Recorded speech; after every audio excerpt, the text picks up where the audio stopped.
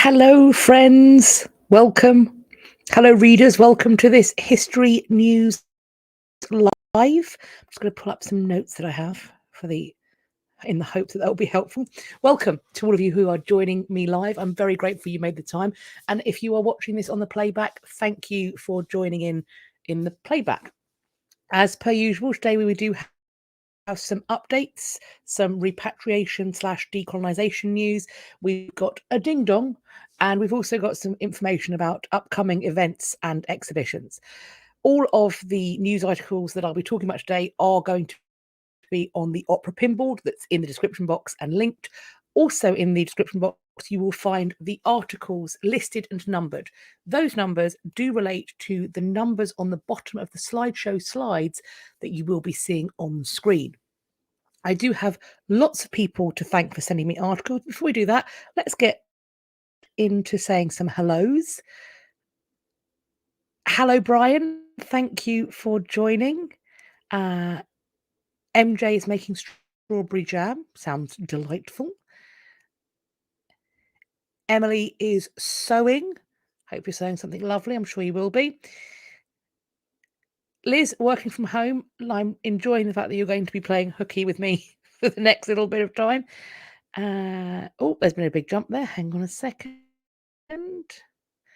Cylon family coming in from Santa Cruz in California. Welcome indeed. A wet and windy Malta. Hello, Christine. Intrepid Frady Cat. It's a coolish Texas.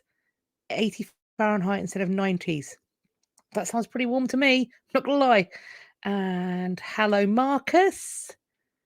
And Marianne, thank you. I hope it looks all right on the TV. That's wonderful. Thank you all so much for joining. I do have my thanks to say, but before I get into the thanks for sending me news articles, I did, and I'm very grateful for this, have a message sent to me from the lovely Beth. Beth sent me an excellent email because she studied the muons at university, and she did send me an explanation of the muons. I am not going to even attempt to paraphrase what she sent. For those of you who've understood the muons, this will be me teaching my grandmother to suck eggs, proverbially. However, for those who did not understand the muons, this, I think, might do the trick, because it did the trick for me, albeit not to the degree that I feel that I could paraphrase in a way that would still make as much sense. Thus, muons are elementary particles, and as such, they are subatomic. So that makes they are stupidly small, a bit like an electron. It's not made up of other particles. Muons originate from cosmic rays. We heard about that in the article. I thought that sounded funny. That's a real thing. Muons originate from cosmic rays. They fly through space and they hit the Earth after being flung off of the sun. So that's both our sun and also other suns. Lots of other particles are included in this particle soup that makes up cosmic rays. Muons are unstable with an around 15-minute lifespan, which is apparently, according to Beth, quite long for something that is this small. But generally, on the Earth's surface, there is one muon per area the size of a human hand each second. She says that she visualizes this as a coffee mug of space per muon, if that helps. And here I do have, well, this is a tea mug, but same. Tomography is something that means to draw a 3D image. Therefore, muon tomography or muography are 3D pictures drawn by muons. Well, how does that happen? Well, Beth tells us. To create the drawing, people and apparently computers, as she says, it sounds very boring. I mean, it sounds fascinating to me because I don't know what any of this stuff is, apart from, of course, with this fascinating explanation.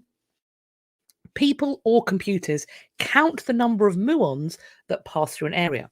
The number of muons in an area can then be used to determine a density. More muons, less dense. So comparatively, lots of muons when you have an open space, because they can fill that space. The devices go down the boreholes. So that's geologists like Beth drill a hole wherever they can, apparently, and then they can track the trajectory of the muons to determine the shape of the areas with different densities. She says that it was explained to her as a machine being put down a hole can see these invisible particles. These particles then tell the machine if it's passing through different materials. The angle these particles arrive and the direction of travel can then be used to work out the shapes. It makes an image after this that is turned in different colors for different densities. So kind of I'm going to briefly say what I think this sounds like. If I am incorrect, I immediately apologize. So it sounds a little bit like the way we do topographical mapping, that the higher it is and versus the lower, the different colors that you see on maps. So these different colors for different densities, this is the ones that she's seen. And then from looking at these images, a scientist can then make a best guess as to what is going on under the earth. Thank you, Beth. I do actually feel like that's really, I understand. I can sort of visualize it now. You've explained that in a way that really makes sense to me. So I'm seeing lots of people, fancy words. Beth is smarter than me. Beth is smarter than me. Thank you, Beth, for explaining this. I'm very grateful. And Jessie, that's exactly. It's so cool knowing that a particle physicist, or rather, not a particle physicist, she says that she is a geologist. But a geologist likes history too. I am very grateful. Yes, it's a brilliant explanation, isn't it? Because I read it in the email and I went, do you know what? I'm just going to say this word for word because it made it make sense to me. Oh, apparently my husband just said that the mug I held up has got coffee in it. I wouldn't know because I don't make my own hot drinks because I'm a toddler who requires constant supervision. Love it.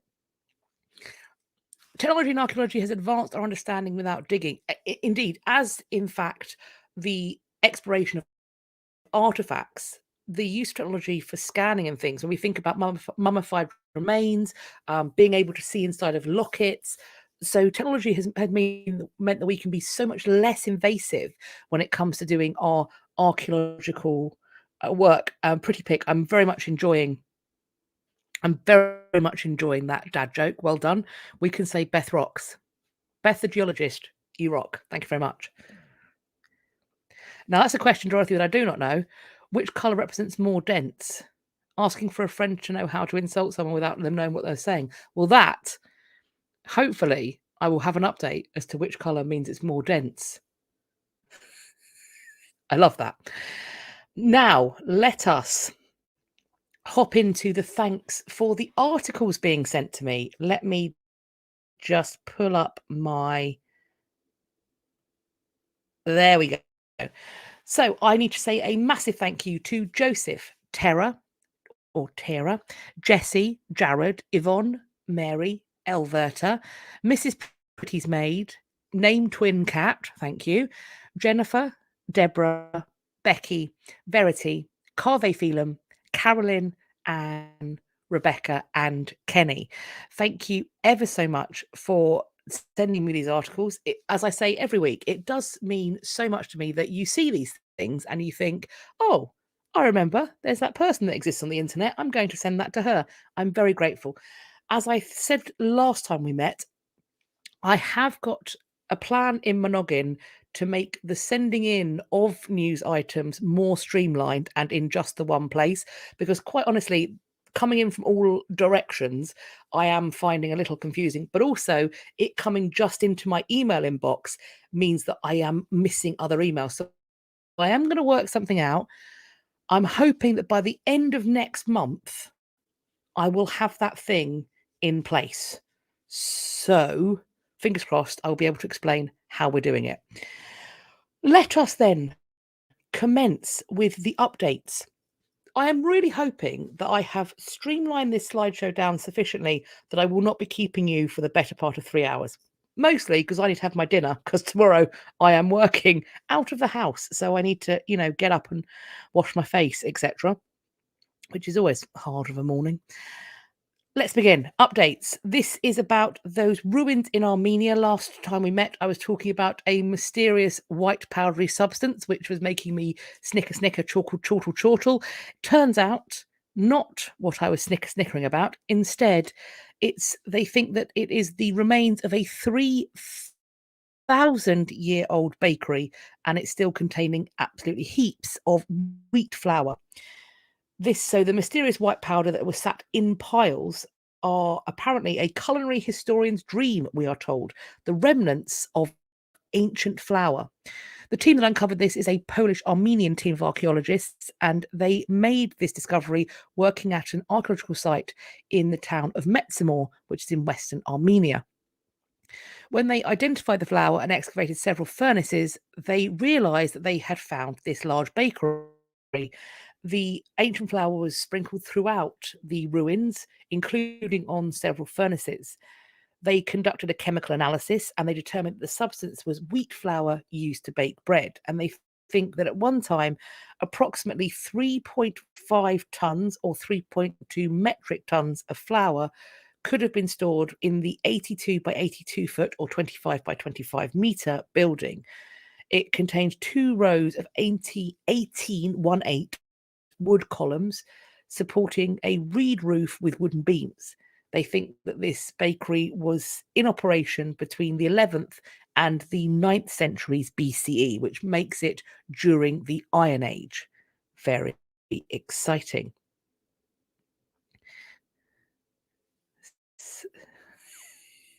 Yes. They aren't doing anything naughty. I'm not going to say it out loud because sometimes YouTube doesn't like that. Our next update, there's a big article about this. I've picked out some paragraphs. This is about that dig at that site in Miami that's going to be used. They want to build on it really quickly.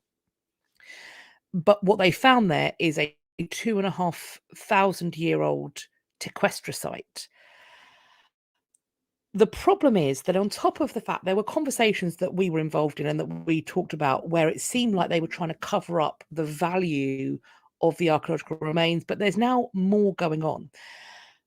We are told that this dig has been marred with problems from the start, and worryingly, there are environmental and health issues for the archaeologists. They have experienced things like fainting, nausea, rashes, and compulsive sneezing. That is because they think the site is a former location for Standard Oil refinery tanks, and thus they believe that there are harmful chemicals such as benzene that may be causing these concerns.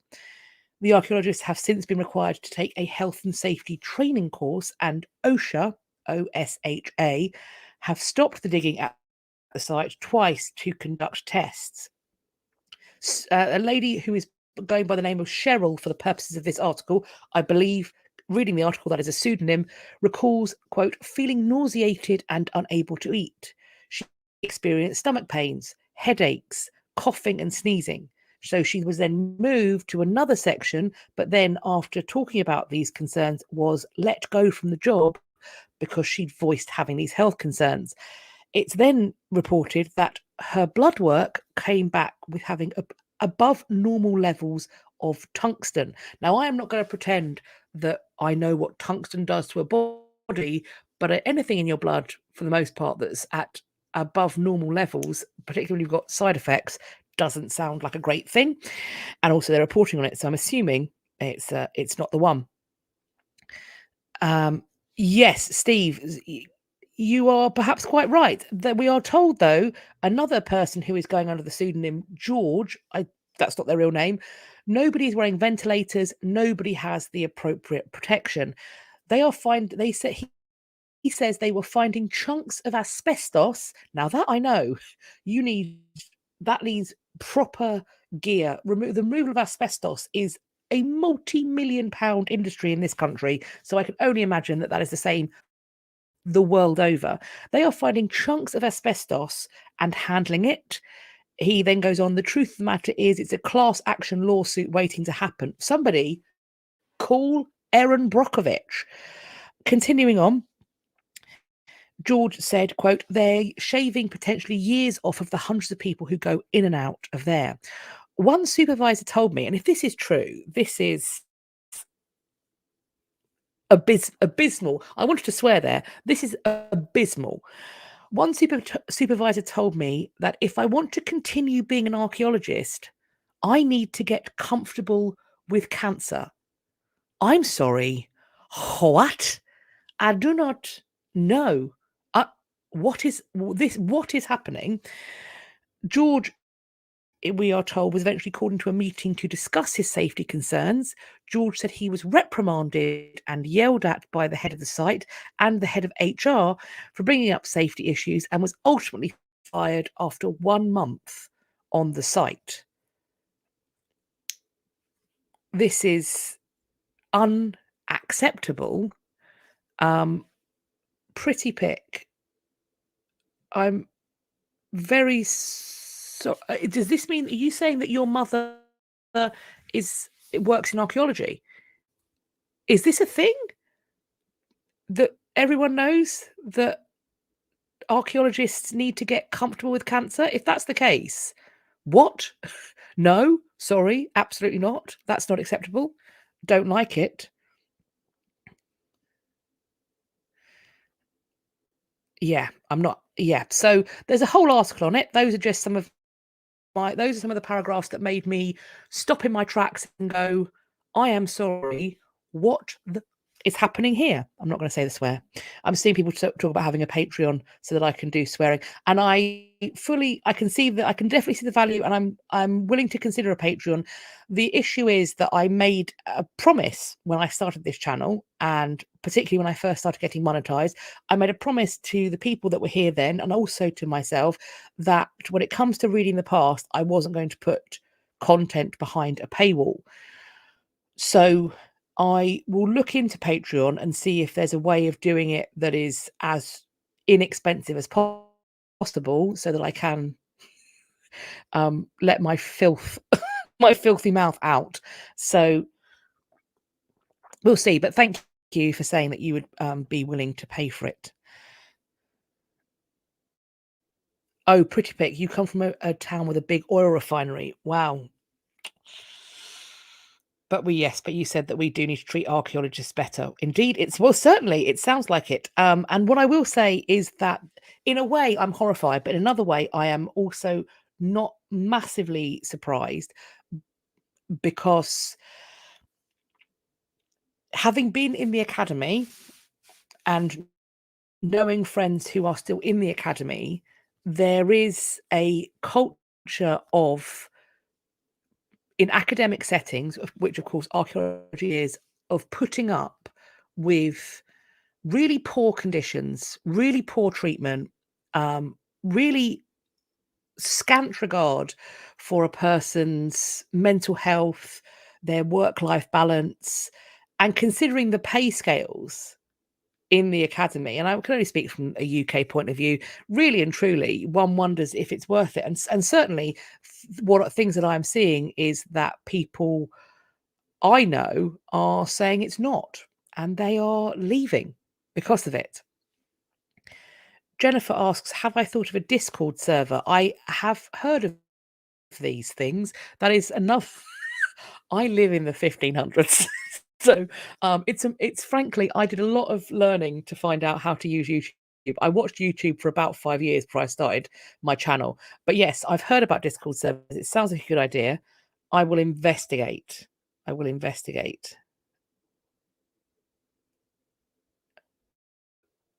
Right. We have another update. Let me hop onto that. Notre Dame's fire-ravaged roof is being rebuilt using medieval techniques. You can see a picture there of the roof struts and beams being put into place. And what we have going on is they are using these 800-year-old techniques from carpenters to rebuild the roof. They are essentially saying, so here we have some quotes. They are using hand tools to rebuild the roof. The aim is to pay tribute to the astounding craftsmanship of the cathedral's original builders and to ensure that the centuries-old art of hand-fashioning wood lives on. And there are people, heritage craft is something that I find absolutely fascinating. And there are loads of people, in much the same way as I say, if you're into history and you have disposable income, in much the same way as I say, support your museums, particularly your small museums, particularly the ones that don't get state funding. On top of that, if you can and if you want to, support your heritage craftspeople. If you need a wooden bowl, why not have someone who's turned it on an early modern lathe or a foot lathe or something? And I think if you can and you like the stuff they make, that's a good thing to support. They are saying, we want to restore this cathedral as it was built in the Middle Ages. It's a way to be faithful to the handiwork of all the people who built all the extraordinary monuments in France. They are on a tight deadline. The plan is to reopen the cathedral in December of 2024. So on top of the traditional techniques, they are also using computer design and modern tech to speed up reconstruction. So computers are drawing the detailed plans for the carpenters to help ensure that the beams that they are hand chiseling could then fit together. Traditional carpenters had a lot of that in their head, we're told. It's pretty amazing to think about how they did this with what they had, the tools and the technology they had at the time. This roof construction hit an important milestone in May, we are told, when large parts of the timber frame were assembled, and it was erected, as we can see here, in a workshop in the Loire Valley.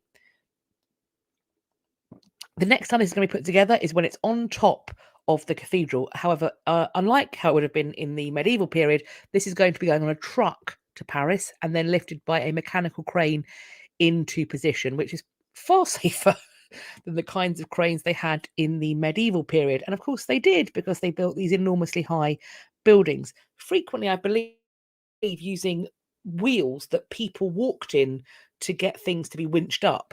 But of course, when it came to building cathedrals in the past, lots of people lost their lives.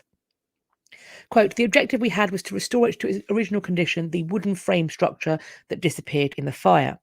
The rebuilt frame is the same wooden frame structure of the 13th century. They have used the same material, oak. They've used the same tools with the same axes, exactly the same tools. They've got the same know-how, and soon it will return to its same place. It is being referred to as a real resurrection.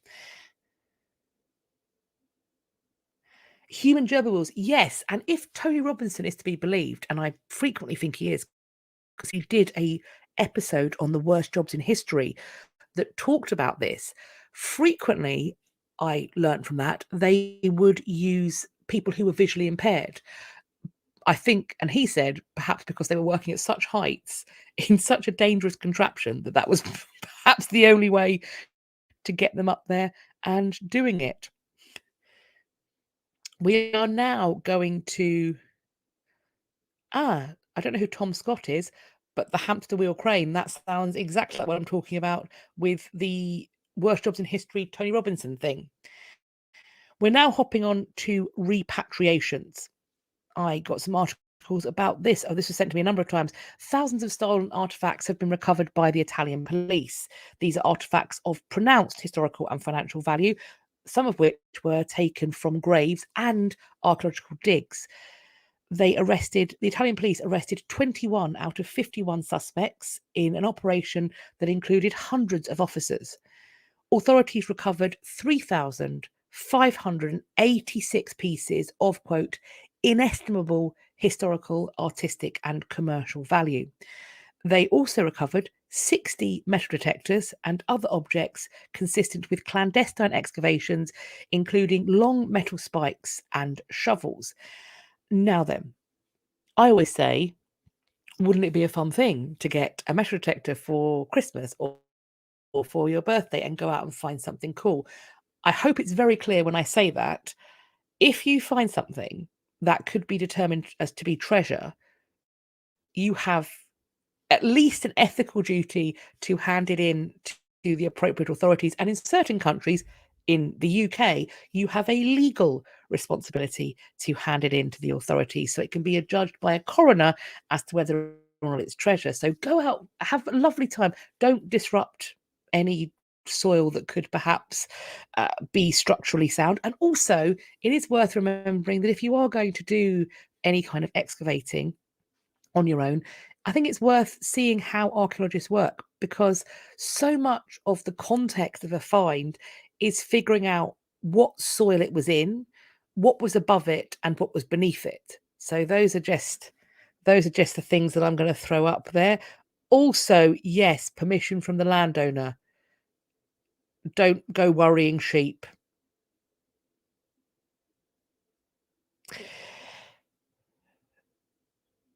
In the northern Italian municipality of Lavis, 1,679 bronze and silver coins dating from between the 4th century BCE to the 3rd century CE have been uncovered. They found loom weights, bell-shaped craters, jugs, cups, plates, miniature vases, and oil lamps were all among the valuables recovered from a southwestern town called let's try that word. Spinazzola. There we go. That is not the only repatriation news from Italy, because we also have this. A trove of 750 looted artifacts has been returned to Italy from a disgraced British dealer. These have been seized from the notorious British antiquities trader Robin Symes. Maybe that's pronounced Sims. They have been returned to Italy after a decades-long fight for their return. These artifacts, which the Italian Cultural Ministry have said are worth more than £12 million, which is $12.9 million, they are set to go on display at Rome's Castel Sant'Angelo Museum. This is part of that exhibition on stolen art that has been brought home. Among the items are from the Roman and Imperial eras.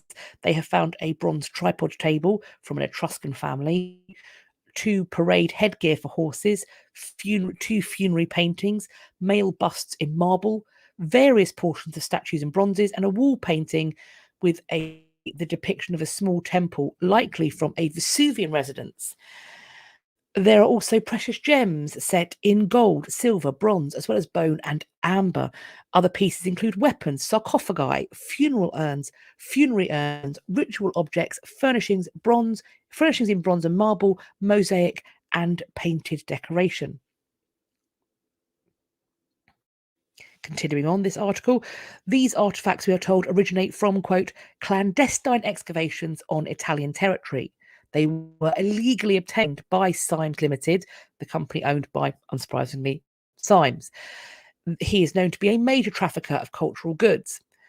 Quote, the company, which had always opposed the repeated recovery attempts by the Italian judicial authority and subject to bankruptcy proceedings in the United Kingdom, was also sued in Italy through the Attorney General of the state for the return of the goods or civil compensation for the damages. A further 71 objects, we are told, that are currently in the United States are set to be recovered in the next few days. The return of these 750 objects marks another success in Italy's attempts to recover its stolen treasures. We are told, quote, the recovery of illicitly stolen cultural heritage is one of the priorities of the Ministry of Culture's programme. Protecting it also means preventing our heritage from being plundered by unscrupulous traffickers. Oh, I should have put that warning out. Thank you for the reminder. Yes, I did say ritual objects. At no point, friends, is any of this a drinking game. However, most things, unlike on History After Dark, are safe for Googling. Melissa, this is interesting. Re-toxic archaeology. 20 or so years ago, Time team had to pull their diggers off a Roman lead mining area in the middle of the big Roman dig. So they took care of their people. So it can be done. The poor behavior of some people in these positions of managing archaeological digs, much like managing departments, there is and I think it's being rebelled against, this notion that because this is a job that you have to train for years to do, namely archaeology, you would think that the logical progression for that is that you should be compensated both financially and in terms of the way you're treated because of the decades of training it's taken. However, much like academia, what happens is you finish the training and then you start on the bottom rung of the ladder in a situation where you are made to feel that you are on the bottom rung of the ladder and you should be grateful for whatever scraps are thrown your way. And it's an incredibly toxic thing that's happening. Pay is poor, treatment and conditions are poor. And what it ultimately means for many people is, particularly as the pay is so poor and the work, particularly at the start, is so infrequent for so many people, what it ends up meaning is that only those who come from family money can even think of a career in an academic discipline. And that is a massive problem when it comes to our absolute need to create a wider discussion panel for everybody's benefit, but predominantly and selfishly for the furthering of knowledge.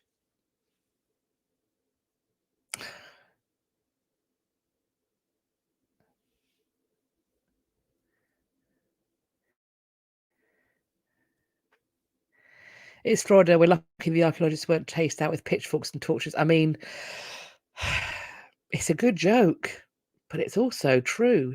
It's also true.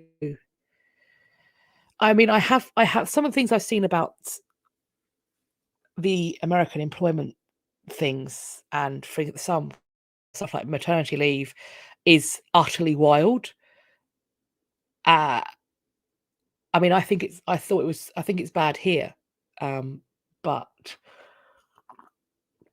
it's, yeah. And the safety, and I think there's see, this is exactly what I'm talking about. This is why I didn't continue my studies in archaeology to the master PhD level, because particularly in the current climate, for so many people, it requires a financial backing that only comes with coming from affluence, and that is the bottom line.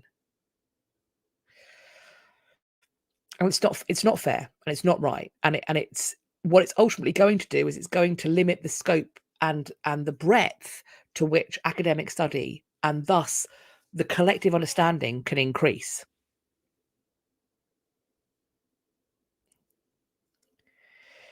Well, I feel very lucky that we have healthcare that is free at the point of service in the UK. Although, as current things stand, they are grinding that into the earth. They are absolutely, it is understaffed and woefully, terrifyingly, borderline, allegedly murderously underfunded by the people who frankly don't need to use it because they all have private healthcare. Anyway, this is about history. I'm going to hop off of my soapbox. Yeah. Let's continue we're sticking actually with Robin Symes. Greece has recovered hundreds of looted artifacts, including a bronze statue of Alexander the Great from the disgraced British art dealer Robin Symes. Same one as we're talking about from the Italian stuff, the Italian job. These are hundreds of Neolithic to Byzantine era artifacts, including a 2nd century bronze statue of Alexander the Great. This is following a 17-year legal battle. It had begun in 2006 with the hopes of getting some 351 objects back. They were found at a storage unit at the Geneva Freeport. This extensive collection has been repatriated to Greece and includes notable pieces such as a Neolithic era statuette carved from white stone that dates back to the 4th millennium BCE. We are told that Greece has been fighting to repatriate looted artifacts from museums and private collections around the world. Don't we know it? The fragments of the Athens Parthenon temple that have been kept by the Vatican for centuries, we know, were returned to Greece in March. We're still waiting for the ones in the British Museum to make the same journey. which it mentions here that they are being referred to as the Elgin marbles in the British Museum, but we of course know them as the Parthenon marbles. With that being said, the next article relates to this, and I'm sure there's going to be more updates on this. So I'm just going to put it up. Days after Greece announced the recovery of hundreds of antiquities from Robin Symes, we have learnt that one of these artifacts, a vase of the early 5th century BCE, bears a decoration that is in fact a, quote, modern forgery that was created in the 1990s. Christos Tsirianis, who is an archaeologist based in Cambridge, has said that they are astonished that the ministry had included the olpe, which is a vase for wine, among these ancient objects that will be coming home. He said to The Guardian, who was reporting this, that if they had done the requisite studies, they would have known that in 1998 this was dismissed by one of the foremost experts as being having forged decorations on it. They used worthless, authentic materials to create a valuable fake is apparently a usual technique that is used by forgers. And in fact, we're going to talk about forgery at the very end, towards the very end of this discussion. He has described the quality of the Greek research as, quote, absolutely shameful, because in the announcement last Friday, Lina Mendoni, who we've talked about a lot, the Greek culture minister and an archaeologist, claimed that they had, quote, worked systematically and methodologically. Oh, that's a hard word. So a spokesperson for the Greek Ministry of Culture and Sport said, quote, Minister Mendoni cannot comment at the moment as we are expecting a new minister to take over after last Sunday's elections. However, a comment from the Directorate of the Ministry is that in the cases of recovery of illegally trafficked antiquities, any further research on them is carried out when the antiquities are back in Greek museums. Only then is it possible to study them thoroughly and, if required, to carry out laboratory analyses. In a way, I totally get this, because wouldn't that be a great way for somebody to keep hold of something they've looted? It's just to kind of go, oh, no. I'm going to get my mate, this prolific and prominent expert in the field, to determine that what I actually have here is a modern forgery or a modern complete copy. I understand why an institution might say, until otherwise proved by us, it's ours, particularly as you're a disgraced dealer. I get that. But equally, don't do a public presentation where you include that as something that has been repatriated. However, one assumes that the painting is a forgery, but the vase came from somewhere. So I'm sure we'll hear more about it, but that's just something that's muddying the water a little bit. Next up, we have this piece that Buckingham Palace is declining to return the remains of a, quote, stolen Ethiopian prince. This Ethiopian prince, who was buried at Windsor Castle in the 19th century. Prince Alamehu claimed descent from the biblical King Solomon. He was taken to England, some accounts say stolen, after the British soldiers looted his father's imperial citadel after the Battle of Magdala in 1868. So fairly similar stories coming. It sounds very similar to me to what happened to Maharaja Dalip Singh. He died really young, just 18, after an unhappy childhood, and then was buried in St George's Chapel, Windsor, at the request of Queen Victoria. She does have previous for, borrowing other nations' children. For the last 150 years, Ethiopians have been asking when his remains will come home. The government has pushed for the remains to be returned.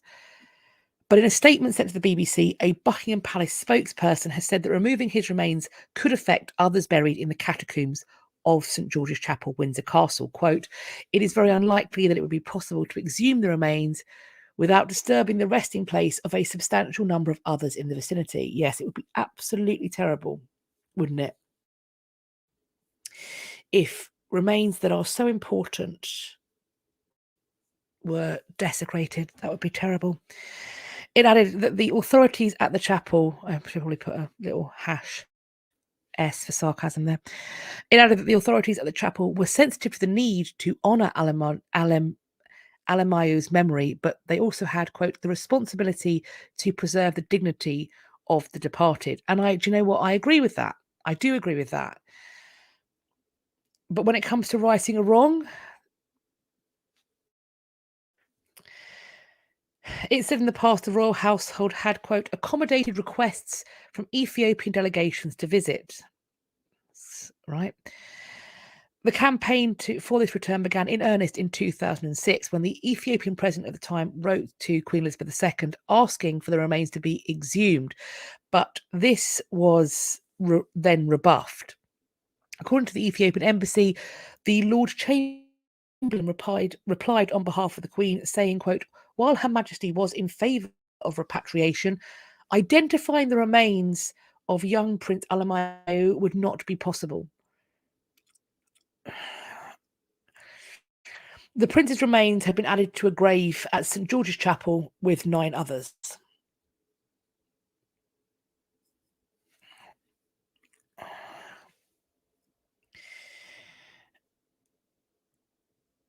Thank you very much. And I will, I'm going to have to tell Catherine because I'm going to have to torment her with it. Thank you very much. You're very kind.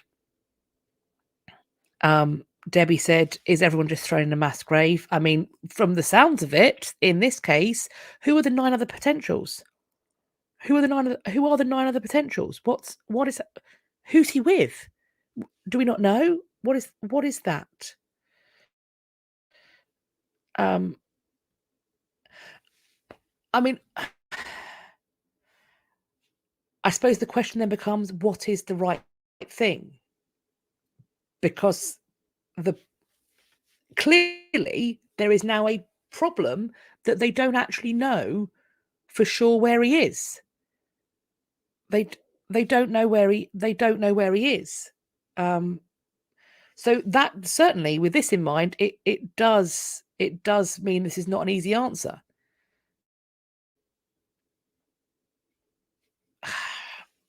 Wild. But yeah, I mean, I was under the impression that everybody is in some kind of coffin. I mean, if we can label Henry VIII's coffin and Jane Seymour's coffin, if we can do that, if we know exactly where they are, what is happening here? Don't know. Very strange. Very strange.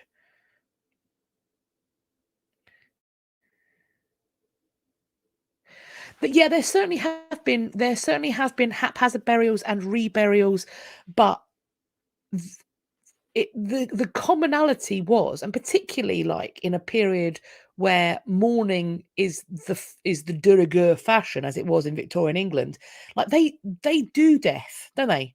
They do death big.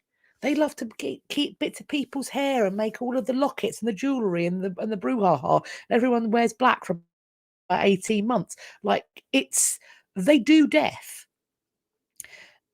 It baffles me that the remains wouldn't be in a labelled lead-lined coffin. It baffles me.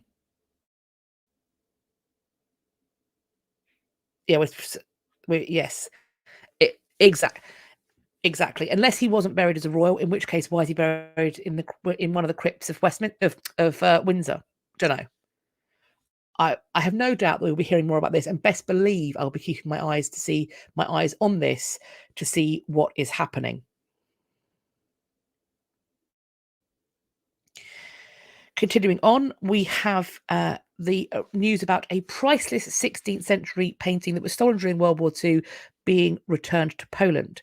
This was looted by Nazi troops during World War II and was then discovered in Japan. It has since been returned to Poland. This is the Madonna with Child. It's attributed to Alessandro Turci, and it's the latest of some 600 art pieces that Poland has successfully repatriated. It was identified at an auction in Tokyo in 2022. The culture minister, Piotr Dr. Glinsky told reporters in Warsaw that this Baroque painting was on the Nazis' list of the 521 most valuable pieces of art amongst the artworks they looted when they were occupying Poland. The Madonna with Child was returned following negotiations with the Japanese side, the owner, and the Manicini Auction Incorporated. This artwork comes from a collection of Poland's 18th century aristocrat Stanislaw Kostka-Potocki. In 1821, the painting was listed as one of the artworks that belonged to another Polish aristocrat, Henryk Lambormirski. This was looted during the war and then sold in a New York auction in the late 1990s. Quote, we are told more and more of the looted objects are appearing at auctions because the memory of their past has weakened and the persons who are in possession now do not have the full knowledge and are not aware of where the artwork is coming from. Poland has for decades actively sought to repatriate art looted during the war by Nazi and Soviet troops. More than 66,000. I had no idea it was that hard until I read this article. I had no idea that the number was that high. Like, I knew it was a lot, but 66,000 so-called war losses remain unaccounted for. I suppose in a way that's because I was kind of baffled that there were like that many priceless canvases, sculptures, works of art. Like it was mechanized, isn't it? Mechanized. Oh yes. Oh yes, this is the Virgin in red. It's a good point. I will see where I can have a little look about that. Yes, I apologise for trying to read Polish surnames. I Google things. I listen to the pronunciation. I do it all the time. I do it with all of the things. And then when it comes to doing this, I then forget. It is, isn't it? It's a really insane amount of art. That sort of number. Speaking as someone who regularly calls out the British Museum for being, as John Oliver says, an active crime scene, you'd think I'd be aware, but like I haven't. In my mind, I just can't imagine. Like, imagine walking into a gallery and being told that there are 66,000 works of art just in a gallery. Like, how many floors is that? And how big is that? What does that look like? Massive.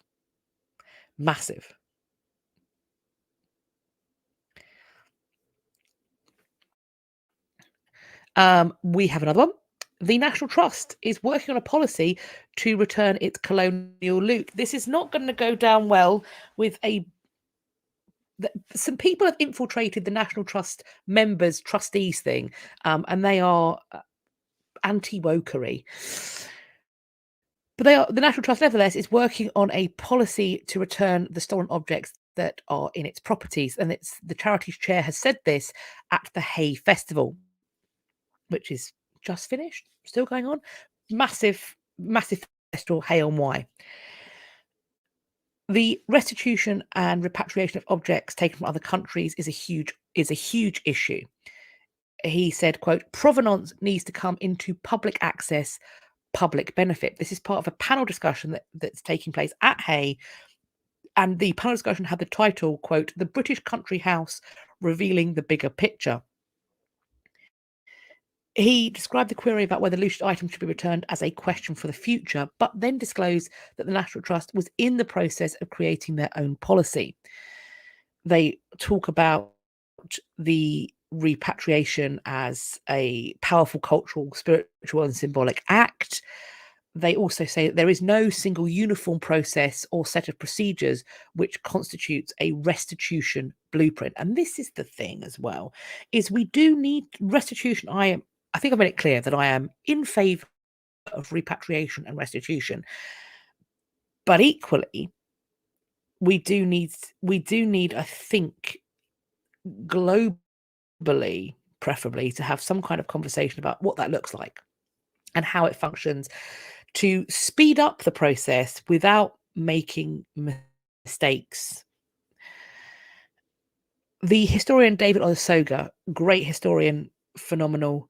I say that being slightly biased because I was in a documentary that he produced on Covent Garden, and I think I love his work. And I also have a book for kids that he wrote.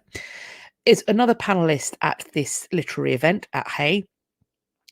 Said that the cliche he had heard about country houses was that if a family were walking around, quote, the parents and grandparents are looking at the architecture and enjoying the gardens and, of course, having tea and scones. The kids are on their phones Googling it to see where the money came from. I think it's probably a cliche and an archetype, but there's a lot of truth in it. I agree. He pointed out there's a generation emerging for whom the idea that history should be uncomfortable and challenging is absolutely instinctual. In the 60s, we had the social history revolution, which transformed the relationship between the visitor and the country house. Freezing attics where the maids lived was suddenly part of the tour. The kitchens were suddenly at the centre of a visit to a stately home. That is an incredible point. Heritage is constantly evolving to show histories that would have been uncomfortable, and now that kind of tour of the kitchen is the standard thing. The next step, he said, was asking, quote, who are the people who never set foot on British soil, whose labour was stolen, whose product was stolen, land was stolen to build these houses? If we aren't able to incorporate that history, it does go back to that fundamental question, what is history for? It's a question, whenever I do an interview, I always ask the last question I ask people is similar. Why does history matter? Why are we doing it? I mean, I know why I think it matters, but I'm interested to know why other people think it matters. Susanna Lipscomb was also on the panel, and she said that many items in museums and country house collections, quote, have resonances far beyond the aesthetic. They actually have spiritual significance or cultural significance in ways that haven't been expressed necessarily. In some ways, they need setting free in the same way that a tiger does, or at least they need a bigger space. A National Trust spokesperson responding to a query about the policy said, quote, Arts Council guidance recommends that museums should work towards establishing and publishing on their website a policy on restitution and repatriation. The National Trust does not yet have a policy, but this is our intention in line with the guidance. Currently, we follow the Museum Association Code of Ethics and the Arts Council guidance on restitution and repatriation around any requests made.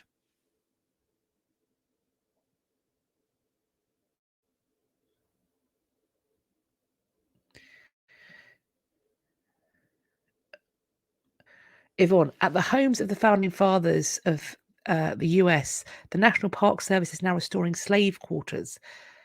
That's very interesting. People of colour who made rich and powerful lifestyles possible deserve to be heard.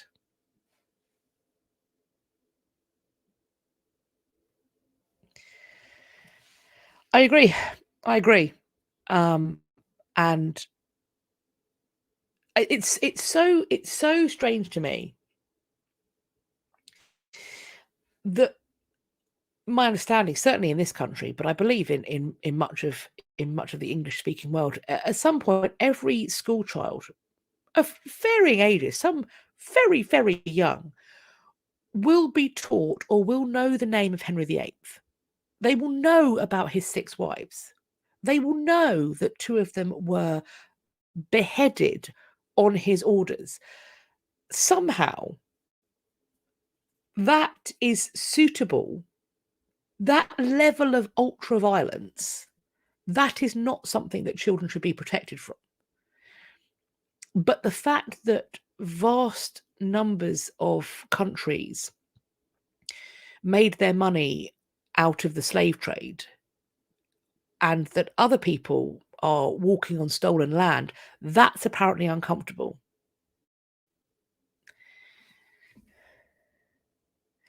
I mean, yeah, there are elements as well to this quote. We intend to do the right thing one day if we figure out what that is and if we're obliged to. I mean, there are elements, but I think I'm hoping the National Trust is under big pressure because there is this group within the trust of membership that are actively seeking to remove any reference to enslaved people and to enslavers from any displays in properties. Like, there is just this enormous back and forth. In many ways, I think we talk about culture wars a lot, but there's a part of me that feels that when it comes to heritage and the education systems, whether that's academia or schools, there is, and I don't want to be over the top, I don't want to be hyperbolic, but there does feel like there is a battle for the soul of the academy, if you will. There is a battle for the soul of the mind and the learning, and who gets to inculcate their ideology. And like I always say, no history is apolitical. I will never give you on this channel a history that is apolitical. Firstly, I think it'd be boring as sin to not have politics and lived experience within it. I talk about the stuff that I'm interested by. My politics naturally come into it. The difference is that I'm honest enough to tell you that history is political. The people who are telling you that the problem is people who are making history political are the ones who are, to my mind, dangerously politicizing history. In so many things, the accusation is the confession.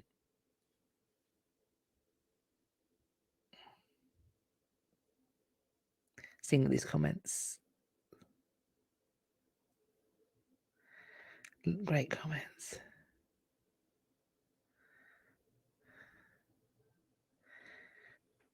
You learned about the slave trade in high school and you're proud that your American ancestors were active abolitionist campaigners and part of the Underground Railroad.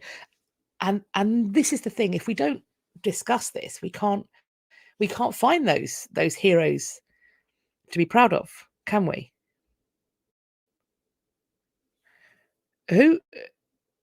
Who's calling enslaved people immigrants? Who's doing that? Is that happening in the National Trust?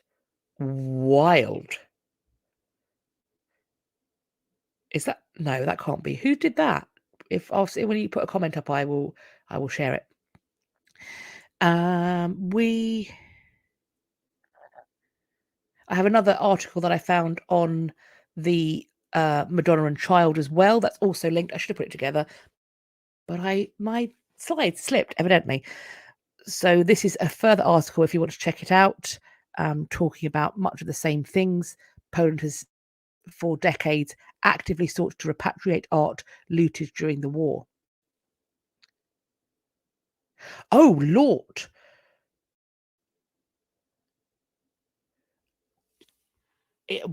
That is I don't know why that surprises me, but it does. Some US textbooks refer to enslaved people as immigrants.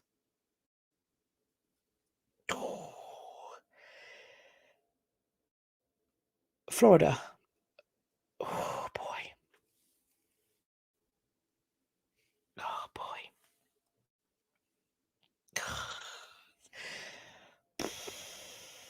Okay. That's the repatriation. That's the repatriation news, friends. I'm sure when we next meet, there'll be more wild stuff. More wild stuff. Let's hop to the new news, because that tends to make me want to climb out of my skin suit a lot less. Jeepers. New news. Newly discovered stone tools drag the dawn of Greek archaeology back 250,000 years. This is in an open coal mine in southern Greece. MS, babe, you have not got to apologise for a continent. It's not your fault, hun. And best trust and believe the absolute swill that comes out of the mouths of the politicians in my fair country also makes me abashed and ashamed. On top of that, My country folk are known as Brits abroad. Lord have mercy. I cannot.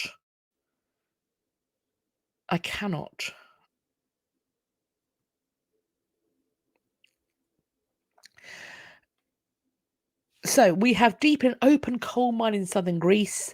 They have discovered an antiquities-rich old archaeological site dating back 700,000 years, and it's associated with modern humans' homonym ancestors.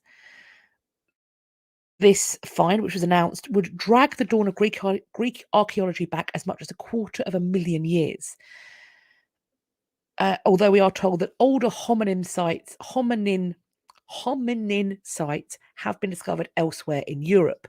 This Greek site was one of 5 investigated in the megalopolis area during a 5-year project. It was found to contain rough stone tools from the lower Paleolithic period, which is about 3.3 million to 300,000 years ago. They found the remains of an extinct species of giant deer, elephants, hippopotamus, rhinoceros, and a macaque monkey. The project was directed by Panagotis Karkanas of the American School of Classical Studies at Athens, Eleni Panagopoulou from the Greek Culture Ministry, and Katerina Harvati, who is a professor of paleoanthropology at the University of Tübingen in Germany. The artifacts are, quote, simple tools like sharp stone flakes belonging to the lower Paleolithic stone tool industry. They think it's possible that these were created by a Homo sapien antecessor, the homonym species that dates from that period in other parts of Europe. Homo antecessor is believed to be the last common ancestor of modern humans and their extinct Neanderthal cousins. However, they are not going to be able to be sure until the hominin fossil remains are recovered. The tools are thought to have been used for butchering animals and processing wood or plant matter. We are told, quote, we're very excited to be able to report this finding, which demonstrates the great importance of our region for understanding hominin migrations to Europe and for human evolution in general. We are told, quote, there is an archaeological context in which tools and remains of animals have been found. It's an important and very early site that allows us to move far back and in an authoritative manner to the very first tools in Greece.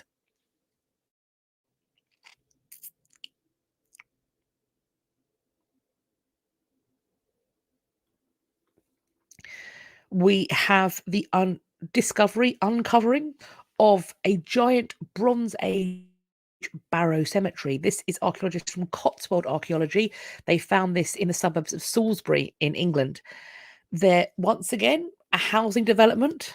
Digs happened at a proposed housing development, and they found round barrows dating back to the Neolithic period. But most of them are built during the Beaker and early Bronze Age. The Beaker period comes from burial finds dated to this particular period in which beakers are found. These barrows range from under 10 metres to up to 50 metres, although the majority average between 20 and 30 metres. The earthworks that associate with the barrows are often varied as well. They will frequently feature sizable central mounds known as bell barrows, while others have smaller central mounds and outer banks known as disc barrows. There are also those with central hollows referred to as pond barrows.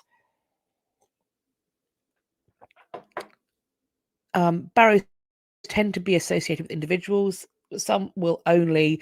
My husband just sent me a text going beaker. Sorry. They can sometimes contain only a single individual, but there are others will have a sequence of burials and occasionally multiple burials.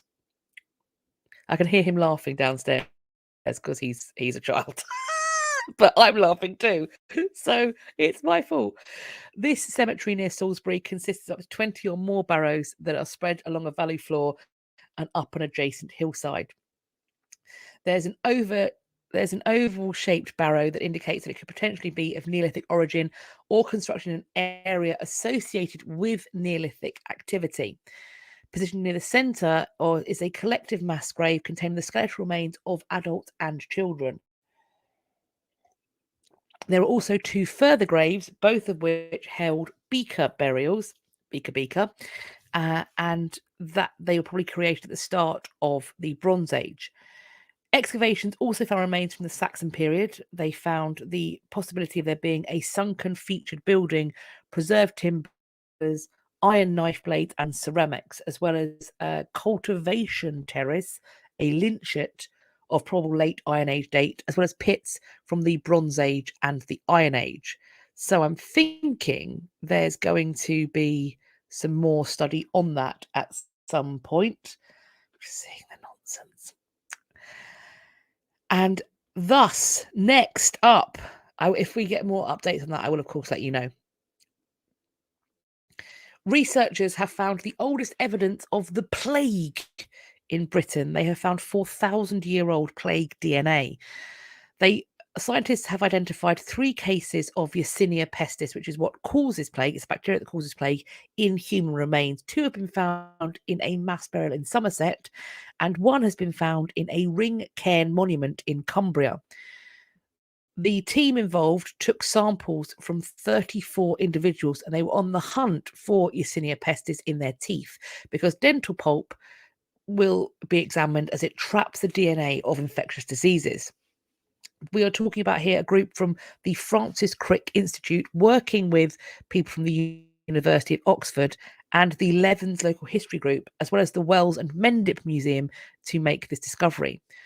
Pooja Swali, who is the first author and a PhD student at the Crick, said, quote, "The ability to detect ancient pathogens from degraded samples from thousands of years ago is incredible. These genomes can inform us of the spread and evolutionary changes of pathogens in the past, and hopefully help us understand which genes may be important in the spread of infectious diseases.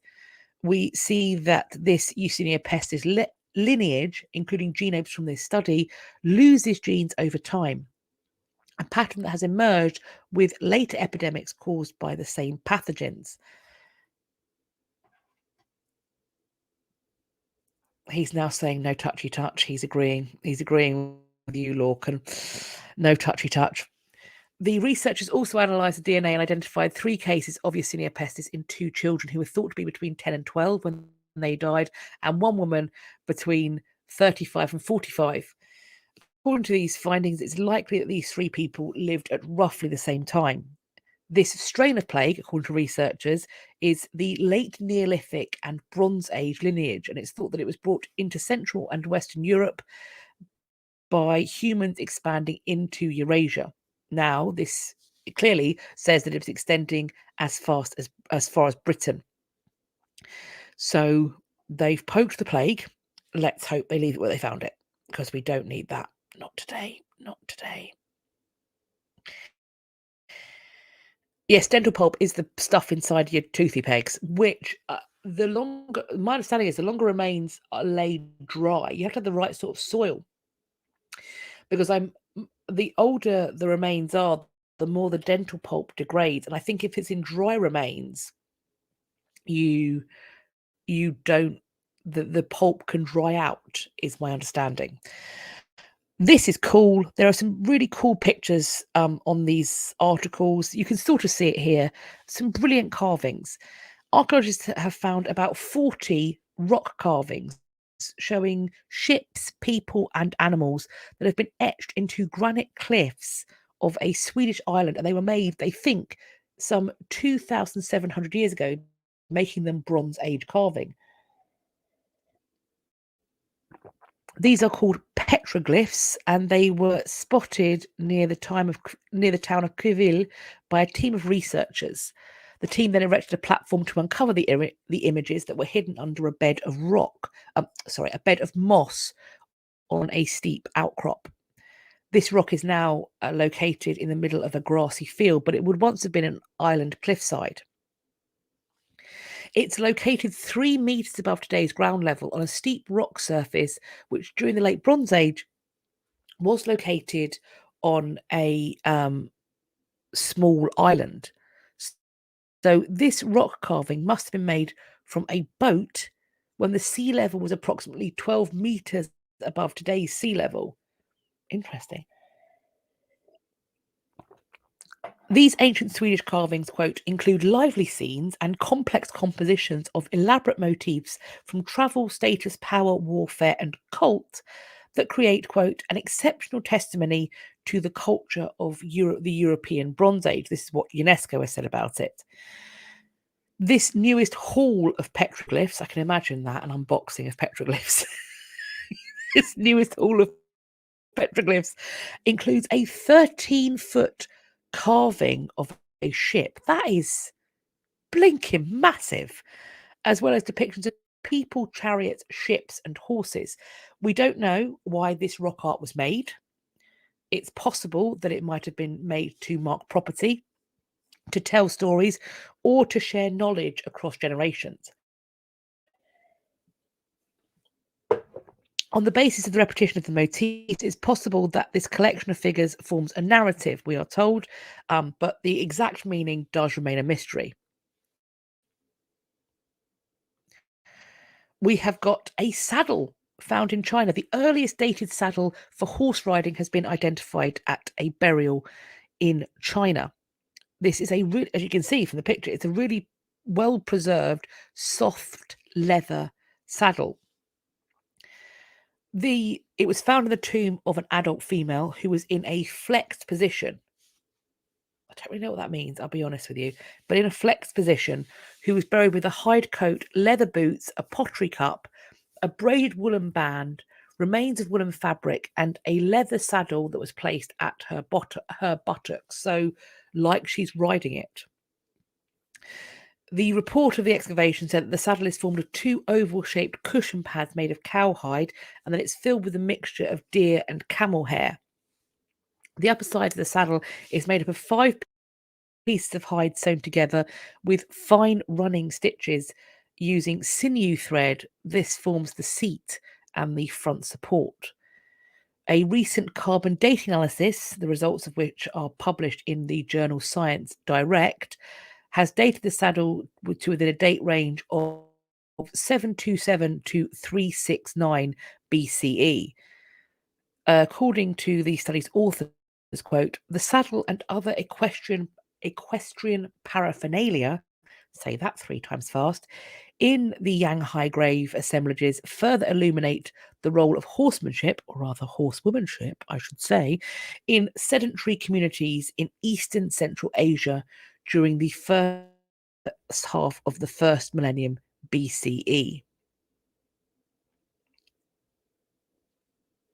If anyone does find out what flex position means, I mean, I'm assuming it means that it looks like she's riding the horse,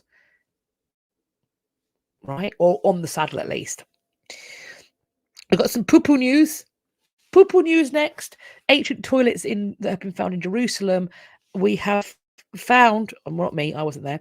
They have found poop samples on them from 2,500-year-old latrines, and on the poop samples, within the poop samples, they found traces of dysentery-causing parasites, which, friends, no one wants a case of dysentery. Sounds like a bad time for all concerned. This was found in the material that's excavated from the cesspits below the 2 stone toilets. This is the earliest known evidence of a disease called Giardia duodenalis. Although this infection, which causes diarrhea, abdominal cramps, and weight loss, had previously been identified in Roman-era Turkey and medieval Israel.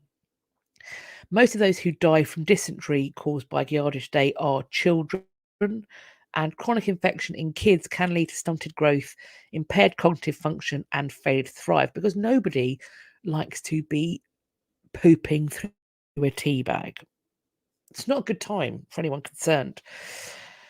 The researchers testing these poop samples tested from, these are big words. These are big words. Entomoeba?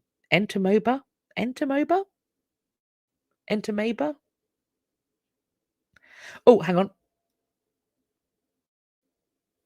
Flex burial refers to the type of burial in which the legs of the deceased are flexed at angles. So to look like they're horse riding. One might wonder why, though. Why would you be buried looking like a horse riding? That's cool, though, isn't it? Interesting.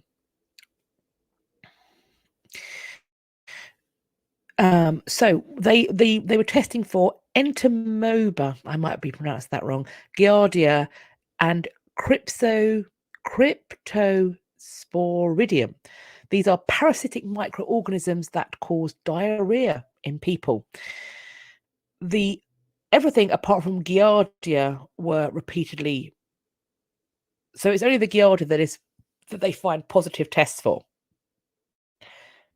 So the Middle East was the region of the world where humans first created settlements, learned to farm and domesticate animals. Cities such as Jerusalem likely would have been hotspots for disease outbreaks, and illnesses would have spread easily by traders and during military expeditions. And yes, that would include dysentery. Quote, while they did have toilets with cesspits across the region by the Iron Age, they were relatively rare and often only made for the elite. Towns were not planned and built with sewerage network. Flushing toilets had yet to be invented, and the population had no understanding of the existence of microorganisms and how they can be spread.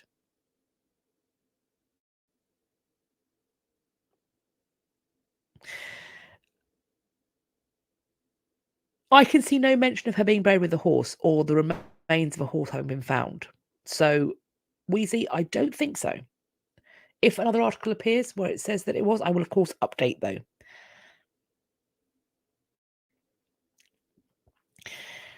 These are pretty. Look at them.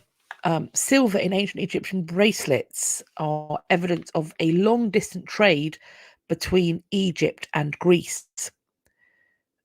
They have, we are told, survived tomb robbers and time. This is jewellery owned by ancient Egyptian royalty in around 2600 BCE. These are bracelets owned by Queen Hetepheres, the mother of King Khufu, who would go on to build the Great Pyramid. If I've pronounced that wrong, I probably have. I apologise. Her tomb represents the largest and most famous collection of silver artefacts from early Egypt. Researchers have long known that ancient Egyptians traded with other civilizations. This new study, though, does provide the first scientific evidence that silver was sourced from the Aegean Islands in Greece, as the researchers reported on in the Journal of Archaeological Science. Look at that, though. Those aren't they beautiful? Those bracelets, absolutely gorgeous. There are a few pretty things coming up in this one. I found some other stuff as well. Perfume. Anybody fancy some perfume from 2,000 years ago? Roman perfume. This has been found. This is found in a funerary urn during an archaeological intervention in 2019. This urn was found in the province of Seville, and it's thought that it probably belonged to an affluent family, at the tomb of an affluent family. In this, the team stumbled upon a glass urn containing the remains of a woman who was between 30 and 40 years old.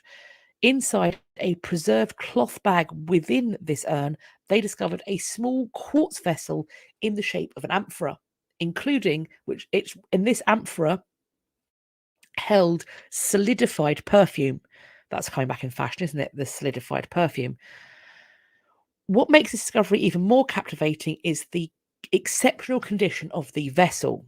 Quartz perfume containers were exceedingly rare and highly prized due to the difficulty in carving them and their immense value. So this remained perfectly sealed. Somebody was asking about perfume. Margaret's asking about perfume going off. This was perfectly sealed. So the perfume residue inside has been preserved. This is, again, the way in which technology has allowed us to investigate this without causing damage. So instrumental techniques have been used to try to keep this as preserved as possible. The stopper is made of dolomite, which is a type of limestone, and then it's been sealed with bitumen. This combination has played a pivotal role in maintaining the preservation. Investigations revealed two components in the perfume: a base or binder for aroma preservation and the essence itself. Descriptions by the renowned Pliny the Elder aligned with the findings. The base was likely a vegetable oil, probably olive oil, although this could not be conclusively confirmed. But there was a surprising revelation. The analysis of it was found that this perfume contained patchouli. Alert the 1960s. They need to share their fragrance. This an essential oil, and the use of patchouli in Roman times was previously unknown, making this an intriguing revelation. The vessel's monumental characteristics and the luxurious material it was made of suggest that this was a highly valued and sought after product. It's a significant finding into our analysis of Roman perfumery, particularly in relation to the use of patchouli as an essential oil. I mean, so what we're saying is that the ancient Romans, the really rich ancient Romans, smelt like Woodstock. I bloody love so much. With each discovery, we come closer to experience the sense that once filled the air in illustrious Rome. I love this. I'm also really interested by the people who are doing all the work on scent reconstruction. There's loads of ways it's being used in and various techniques they're using to use smell in exhibitions. MJ, you remember the 70s vaguely? I'm not going to ask your age, but that either means to me one of two things: either you vaguely remember it because you were so young, or you vaguely remember it because you also were smelling of patchouli and you were out of your box on some special cookies.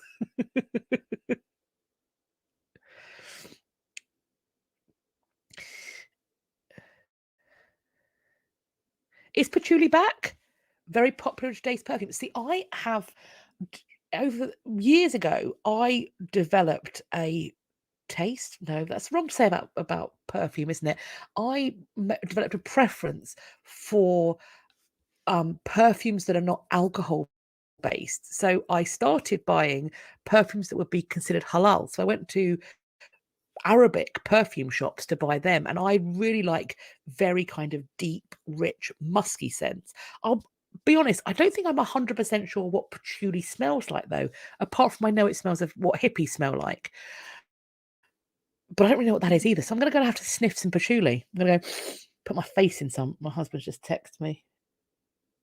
I'm not gonna repeat.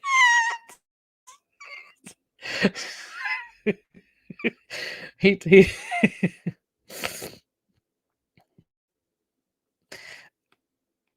massive heads. Colossal heads. I've often been told I have a colossal head. It's just my forehead, or I should say my 5 head. But never mind. This is a Roman bathhouse being excavated in Carlisle, England. Now, in my youth, there was a advert for the Royal Navy that used to talk about being born in Carlisle but made in the Royal Navy. So whenever I hear about something happening in Carlisle, immediately the advert obviously worked. This is the Uncovering Roman Carlisle project, and this is a community-supported excavation at the Carlisle Cricket Club, the CCC. They have been excavating a Roman bathhouse. My husband just texted me telling me I had a giant noggin. I love you too, darling. This is a bathhouse located near the Roman fort of Uxlanden. Yep, that's words. This was constructed to control the territories west of present-day Carlisle, and it was an important crossing on the River Eden. Located behind the Hadrianic barrier with the wall, which sounds very Game of Thronesy, forming its northern defences and its long access parallel to the wall. Previous excavations of the bathhouse have revealed several rooms, a hypercourse system, terracotta water pipes, intact floors, painted tiles, fragments of cooking pots, engraved gems known as intaglios. We've talked about those before. Those beautiful little glass things with deities on them. But during this latest community-led excavations, archaeologists have found two, their words, colossal sandstone carved heads. They are 3 times the size of a human head. Which human head? Because I bet they're only 2 times the size of mine. This would have come from sculptures that are thought to have measured between up to 12 or 15 feet, which is 3.5 to 4.5 meters tall. These heads date from around the 2nd century AD, and they think that they may depict Roman gods. Cumberland Council's portfolio holder says, quote, "This is exciting news and a real coup so early into the dig. It's a significant find, and it's great to hear that they were unearthed by volunteers. Carlisle has a rich Roman history, and this further strengthens the city's connection to that era. I can't wait to see what else is found." Excavations have also uncovered several tiles stamped with the official Roman imperial stamp. The IMP stands for Imperator, Latin for Emperor. A stamp such as this indicates a tilery, it's got to be a tilery and a brickmakers who had official imperial approval. We have got a 1,100-year-old breastplate, which is thought to contain the oldest Cyrillic writing ever to be found. It was found in a ruined fortress in Bulgaria. The text was written onto a lead plate worn on the chest to protect the wearer from trouble and evil, we are told. The inscription refers to supplicants by the names of Pavel and Dimitar. It's not known who they are, but it's thought that Dimitar participated in the garrison settled in the fortress and was perhaps a relative of Pavel. This inscription dates to the time of Tsar Simeon, known as Simeon the Great, who ruled the Bulgaria from between 893 to 927. During this time, the empire expanded. Prior to the discovery, the earliest Cyrillic text dated from 921, so this makes it the oldest ever to be found, at least so far. There is a plan to publish a detailed description of the inscription and the fortress in the future. A researcher not involved with the excavation said that this is an important find, but urged caution. I would also urge caution, as it's not yet been published and thus has not been peer-reviewed. We are told this is a very interesting find and deservedly arouses interest. However, we need to see the full publication of the inscription and the context in which it was found before we can be certain of the dates.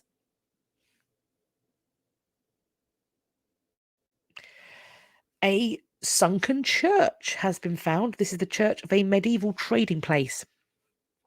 This is the medieval trading centre of Rungholt, today located in the UNESCO Wadden World Heritage Site, and there is an interdisciplinary research event taking on. This place was drowned in a storm surge in 1362. The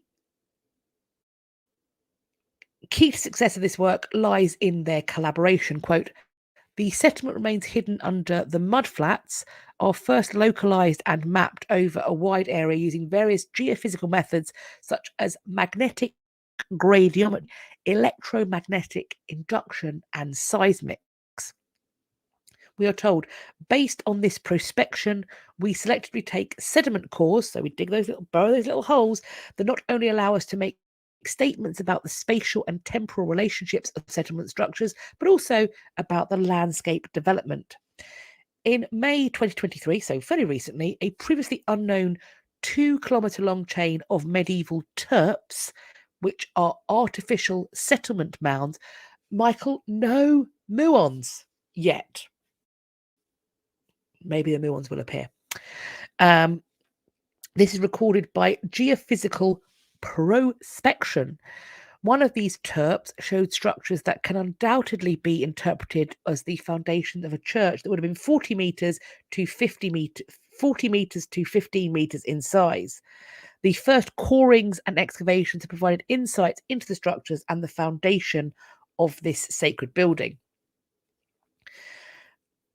Ruth Blankenfeld said, quote, "The special feature of the find lies in the significance of the church as the centre of a settlement structure, which in its size must be interpreted as a parish with a superordinate function.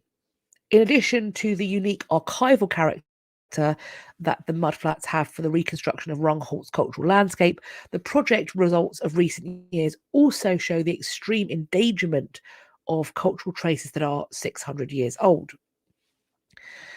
Quote, "The medieval settlement remains have already eroded and are often only detectable as negative imprints. This is also very evident around the church's location, so we urgently need to intensify research here, presumably before it's lost for good." So if/when that research happens and we have the outcome of it, I will, of course, be updating you. Now, this is next coming up is an incredibly cool thing, but the more you read about the article, the more annoying this poor bloke must have found it. A routine house renovation has turned into an extraordinary journey of historical discovery for Juan Francesco Leon Cadena, who is a resident of Elverta in the city of Spain. He wanted to overhaul his residence, and then he demolished a wall in his house, and thus he found what you see photographed: a stunning bas relief of the Renaissance era. He continued the reservations floor by floor, unveiling more of this hidden masterpiece. It has turned out to be 11 meters tall. How did no one know that was there? So it's the entire length of his house. He clearly recognized the importance of the discovery, and so he went to a company, did the right thing, went to a company who specialize in this kind of heritage work. As we're going to find out, no good deed does go unpunished. So he uncovered the historical importance of this bas relief. It's been identified as a section of the facade from the old church of the Blessed Sacrament of Elverta, which dates back to 1347. This church at the time was authorized by the Pope, so it had enormous cultural and architectural value. It's awe-inspiring, but Juan obviously realized that there are potential rewards that come from finding something like this. And we are told, in accordance with the Spanish Constitution's law of historic heritage, accidental archaeological finds are eligible for cash rewards. So he recognized the significance of this, and he reported the discovery to the municipality, anticipating both recognition and compensation. Justifiably so. He did the right thing. He did exactly what I was talking about at the top of this hour and a half, in that he announced what he'd found. However, his expectations were not quite what happened. The renovation work on the house had to immediately stop. So poor sod is living in a building site. And it's not just been, a few months. 4 years have passed with his house looking like the inside of an archaeological dig. 4 years have passed, and he's still awaiting his award and also the completion of the investigations. Nevertheless, he apparently remains committed to preserving the integrity of the discovery. He has done everything. He's followed all the instructions. He has made sure that everything has remained as untouched as it was the day that he found it. This story, though, his story, is a reminder of there being that you don't know what's in your home unless you're in like I am in a new build. But also the importance of recognizing and safeguarding the historical heritage for future generations. There are legal battles going on. Christ knows how much this is paying. He's having to pay for this. Poor sod. Because if this is going on and this is dragging its feet, there's going to be legal battles involved. So this is no doubt. He expected this to be a cause of celebration. People are going to come and visit him. Maybe he'd make some money off of it. He expected to make some money. Fair enough. It's a pretty cool thing. And instead, for 4 years, he's had to deal with this show. Oh, I do feel sympathy. So, and as it currently stands, the fate of this bas relief is uncertain. For now, we're told, quote, "The message is clear. admire the beauty and marvel at the historical significance, but let it remain undisturbed. Too late. Too late. Juan's remarkable find is a testament to the hidden stories waiting to be unveiled, inviting us all to appreciate the wonders that lie beneath the surface. I'll have to tell you this: if I even had the inkling of a hint that I had a blinking bas relief behind my wall, having read this story, if I saw a little chink of a bas relief, I'd be like, plaster it back up. That is a problem for somebody else to deal with. Couldn't be me. Could not be me. Talking of problems for somebody else to deal with, work has begun at a medieval tomb to protect it from the Death Watch beetle. Well, at least it knows the appropriate location to be in. Conservation work has begun at St Andrew's Church in Wingfield, seeking to protect the 600-year-old tomb of Michael and Catherine de la Pole. This is being attacked by a Death Watch beetle. It's a little on the nose, mate. Chill out. This tomb was constructed around 1410 for Michael de la Pole, who was the second Earl of Suffolk, and his wife, Catherine de Stafford. Now, those names do pop up a lot. These are people who are tied to royalty, to nobility, etc. The tomb might look like stone, but it's actually wood that is then plastered to look like stone instead.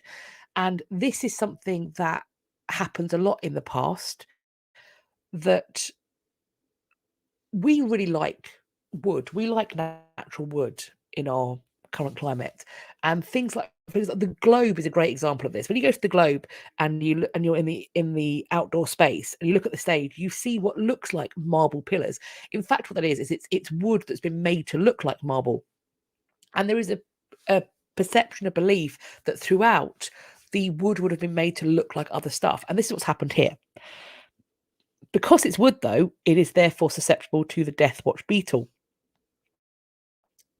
which, quote, burrow their way into and infest old oak and elm timbers. The usual areas that we can see infestations are at the end of roof joists, rafters, pews, any damp oak or elm in a church, basically. St Andrew's Church has had a grant of £10,000, which they have used to hire the Skillingtons to disassemble the tomb and then treat the infestation and preserve the wood. This work began last month and is due to be completed very shortly. Skillingtons are the leading experts in restoration and conservation work. In fact, maybe I'm going to look into them and see I'm going to see if I can go and annoy them. That could be fun. The St Andrew's Church, built in 1362, is home to 3 impressive medieval tombs. In addition to the ones we've just talked about, there's also a tomb for their grandson, John de la Pole, and his wife, another name we're going to recognise, Elizabeth Plantagenet, ding-a-ling, and another for John de Wingfield, who, unsurprisingly, as the church is in Wingfield, helped to build this church. I got sent this one numerous times. This was a particular favourite. Mad and offensive text shed light on the role played by minstrels in medieval society. We've got this incredible manuscript that's been found. Talks about how they mocked kings and priests, encouraged audience to get drunk. This is a text that's been found in the National Library of Scotland. Apparently, it also includes the earliest recorded use of the term red herring. These texts are part of a booklet known as the Hede manuscript, and Dr. James Wade of the University of Cambridge is the person who discovered them. And he said that echoes of minstrel humour can be found in shows such as Mock the Week and situational comedies and slapstick. A big one that's been referenced is Monty Python. The self-irony and making audiences the butt of the joke are still very characteristic of British stand-up comedy. Ain't that the truth? Throughout the medieval period, minstrels travelled between fairs and taverns to baronial halls to entertain people with songs and stories.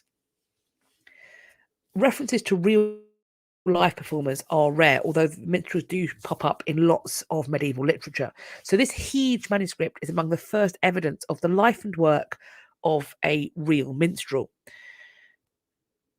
Wade tells us, quote, medieval poetry, song and storytelling has been lost.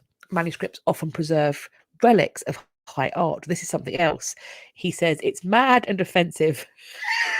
I love it. Mad and offensive. It's just how I like my manuscripts, but it's just as valuable. Stand-up comedy has always involved taking risks, and these texts are risky. They poke fun at everybody, high and low. The text consists of a tale rhyme burlesque romance entitled The Hunting of the Hare, a mock sermon in prose, and a alliterative nonsense verse called The Battle of Brackenwet.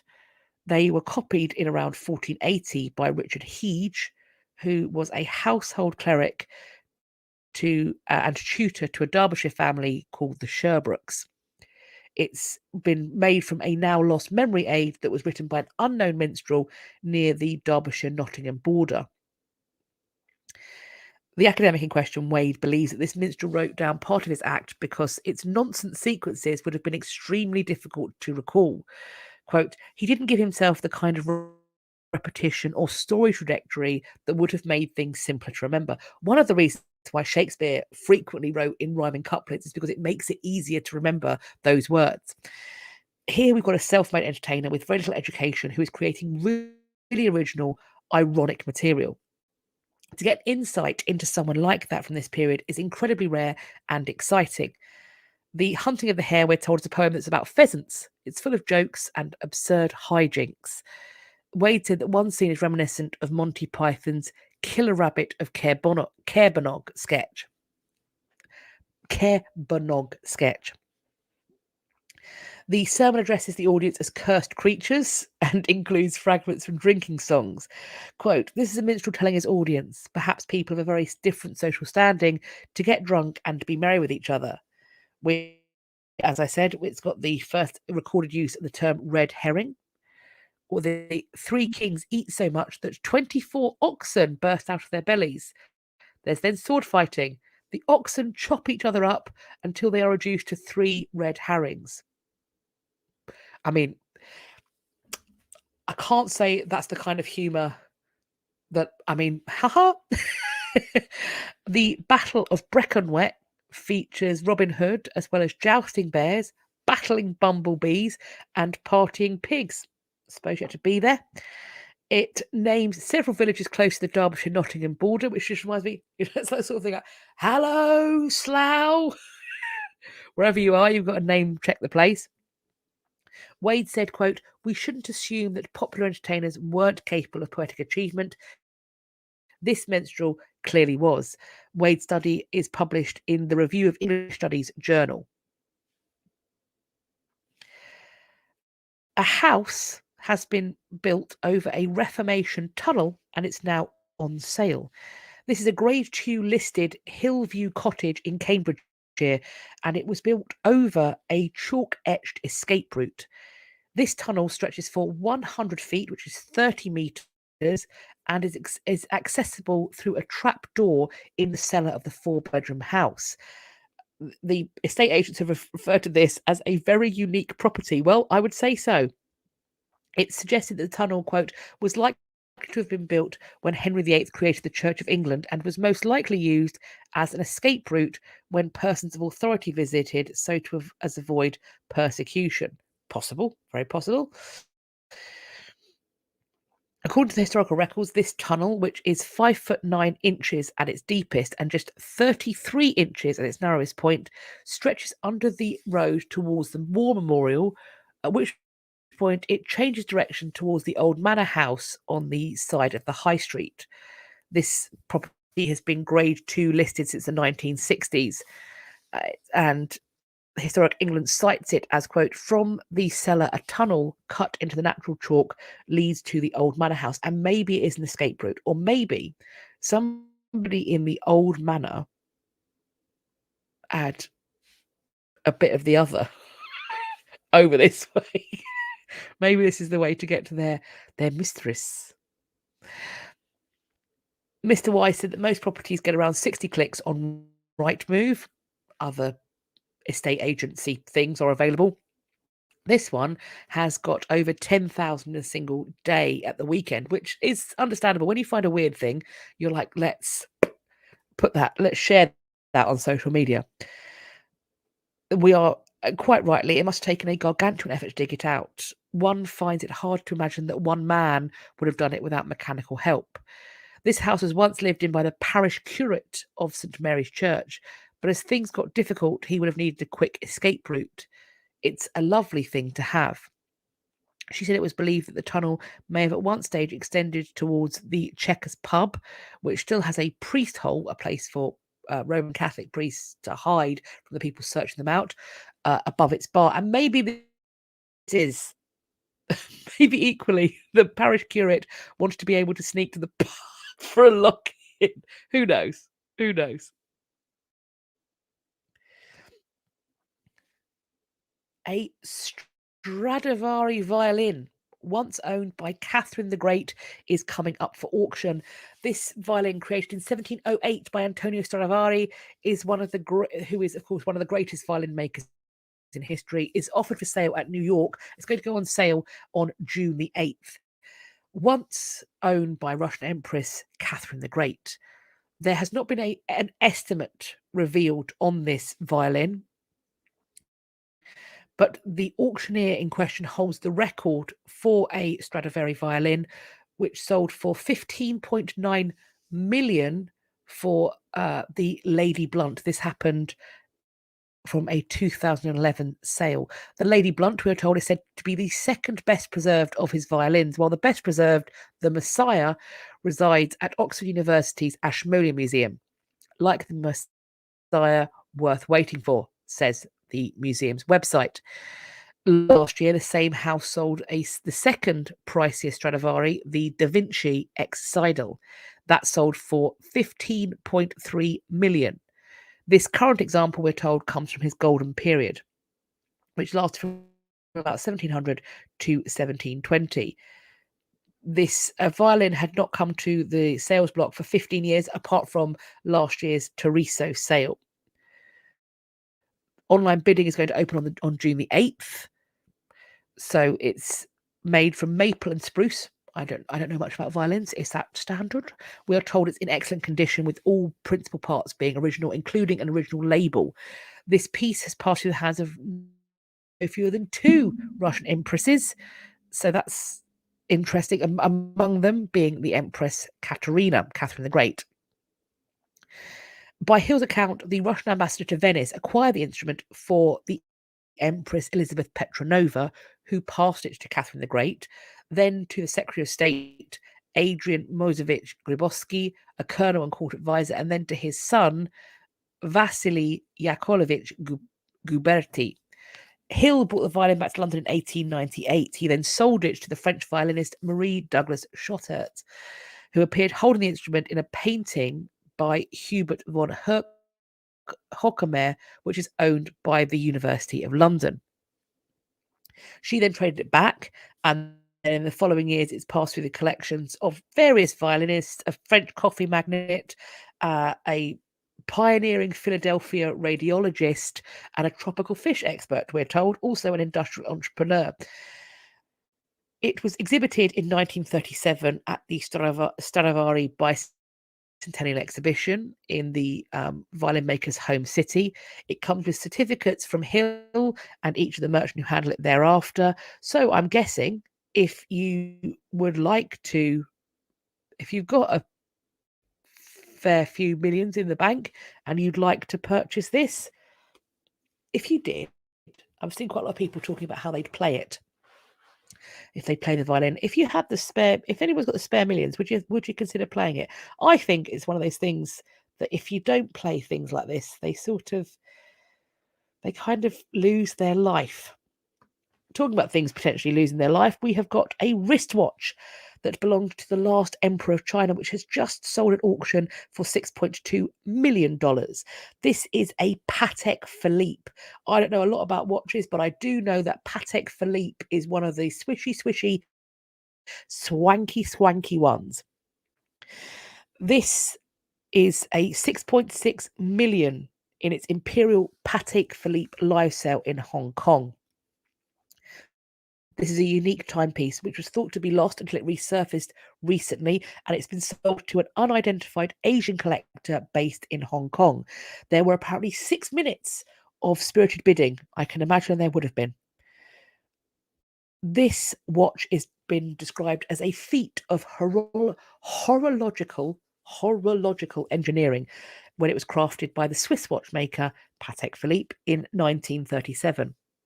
It's got an ébauche movement mechanism. Don't really know what that means, but something shiny. It's got a moon phase indicator, a triple date calendar into a single ultra thin roulette configuration. And it does look like an absolutely, I mean, it's just an absolutely beautiful piece.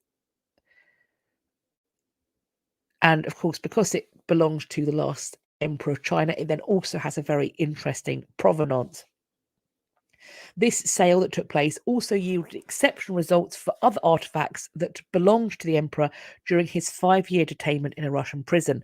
The notebook he kept, the leather-bound edition of Confucius's Analects, they sold for nearly $122,000, which is almost 5 times the pre-sale estimate. Also, a red paper fan that he inscribed and gifted to the Russian interpreter who assisted him sold for $77,846, which was 6 times its pre-sale estimate. Now, when it comes to watches, if I've got any ladies listening, I'm not sure how the law is across the rest of the world, but any ladies in the UK, and check how the law stands where you are. If you are married and your husband suddenly gets a wild hair to begin collecting watches of considerable expense, say, for example, a Patek Philippe, there is a provision in law in this country that would say that in a divorce, the watches are considered to be the property of the man and not joint asset.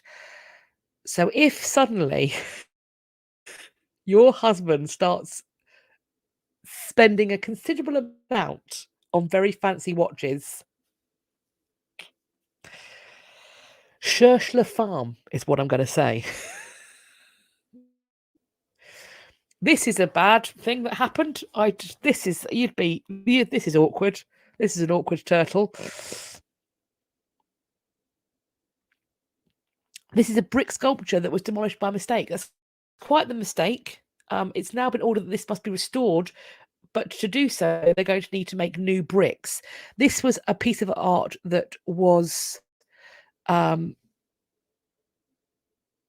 is an excellent question. That is an excellent question. If watches are male property, when 2 men are married, does that then get split equally?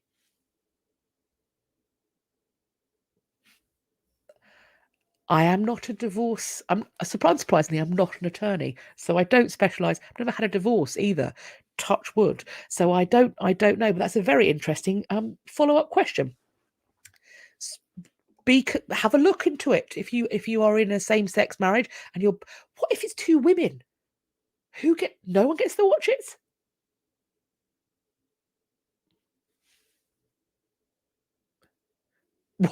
Yes, Liz. So watch out. Exactly. This artwork was dedicated to the potter Josiah Wedgwood, and it was reduced to rubble in February. It shouldn't have been. So it was demolished during roadworks. Well, get out the flashlight, get him in a room by himself, and demand answers. I'm joking. Don't traumatize your poor father. I hope he enjoys his retirement. So this sculpture was demolished during roadworks. It had stood in Festival Park, Stoke-on-Trent since 2009. The deputy council leader.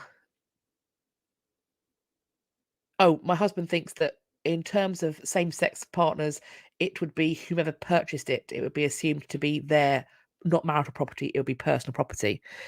The then deputy council leader, Dan Jellyman, which is an excellent surname, but also he did a very naughty thing, resigned over the demolition and the remains apparently were taken to a depot. It was assessed, and it was concluded that the sculpture could be salvaged, but replacement bricks would need to be sourced first. This is not going to be an easy matter. Quote, we will need to find the right clay and allow for the correct amount of shrinkage to create a finished brick. I mean, you always need the correct amount of shrinkage in all matters, frankly. It needs to match in both size and colour.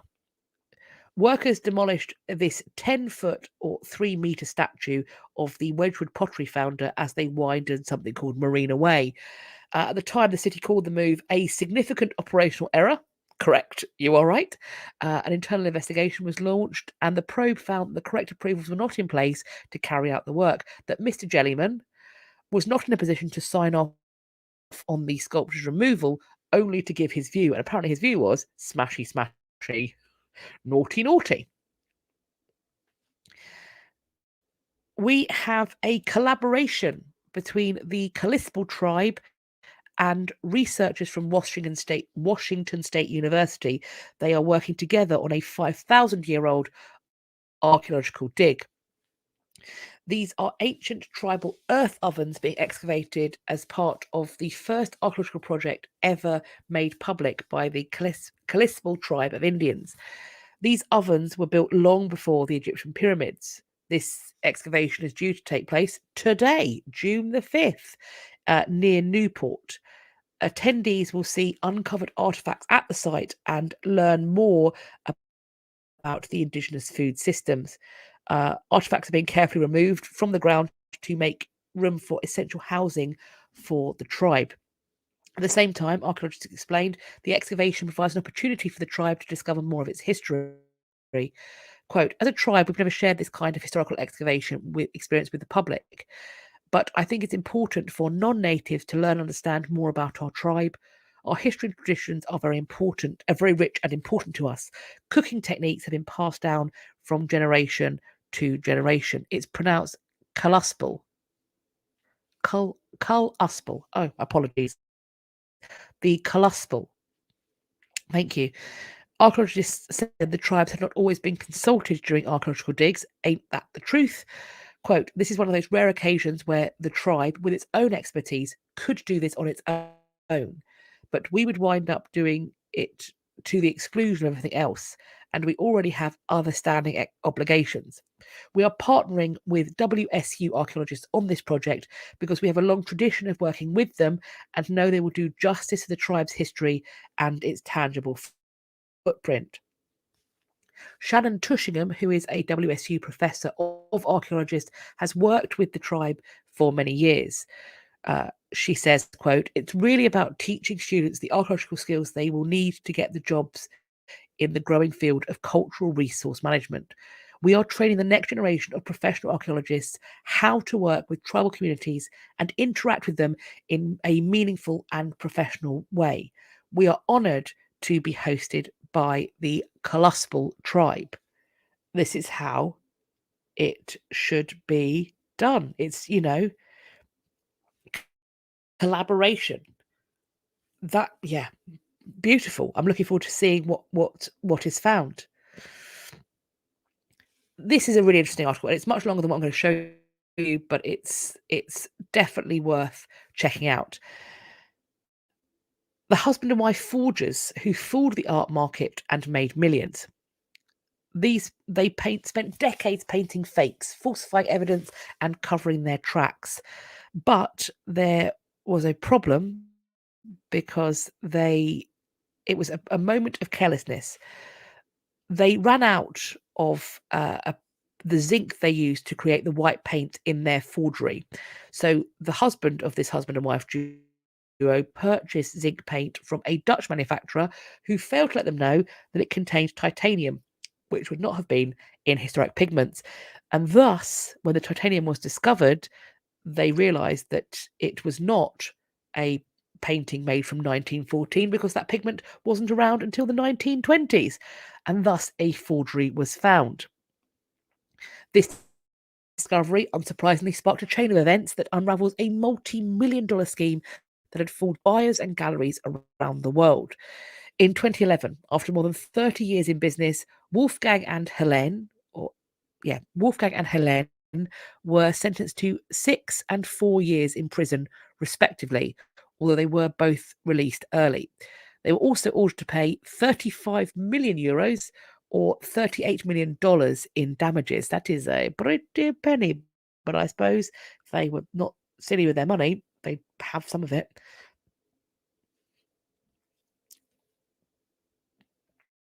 What's interesting is rather than forging existing paintings, Wolfgang produced hundreds of original works that imitated the styles of deceased European artists. His wife then sold them as previously undocumented works, sometimes for seven-figure sums. The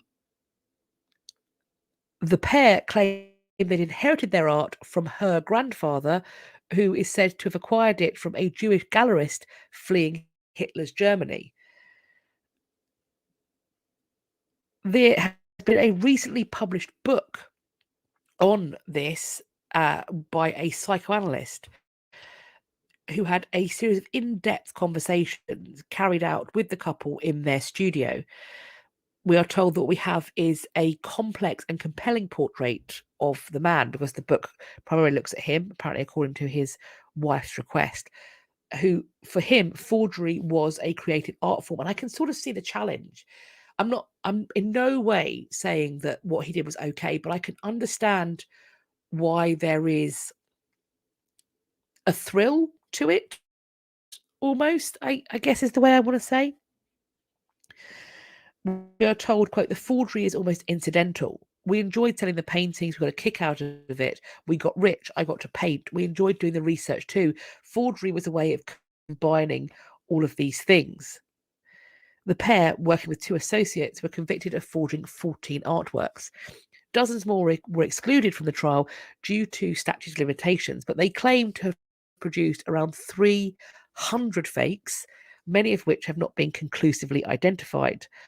So there's possibly still some that are floating around in private collections, maybe even in museums. Quote, they are storytellers together, which is why they did a lot of research. They knew everything about the painters they forged. My husband said the word fan fiction. That's really interesting. That I think to be a forger of this kind, you have to absolutely love it. And it's like fan fiction, yes. I think this forms part of Wolfgang's creativity. He had to know so many things before he started to paint, and also he produced artworks that could have taken place in the sequence of these artists' career. Speaking to the German news outlet Der Spiegel in 2012, Wolfgang said that he mastered the styles of about 50 deceased artists, which is incredible when you think about it. He had this intensive studio practice where he immersed himself in their worlds. He said that his own identity was somewhat lost.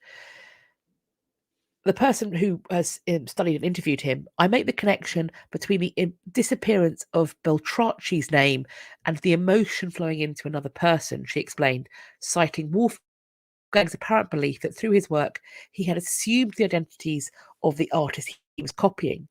He says that of himself, that he can feel the feelings of others. More fan art than fanfic. Yes, I suppose so, but it's kind of riffing on the theme in the same sort of way, isn't it? That's a great point. This wealth of knowledge, but he used it to deceive. I find it. I'm probably going to get the book, I think, because I find this sort of the psychology of this, and I also can see how somebody like this would trick themselves into believing that what they were doing was almost a victimless crime. I can see that. Who does? The starving artist didn't want to be starving artist. The notion of the starving artist, when the vast majority throughout history, whether poets, playwrights, or painters, have all had a very wealthy patron that's made sure they've got food in their belly and clothes on their back. The archetype of the starving artist also is a thing that, for the most part, belongs in fan fiction.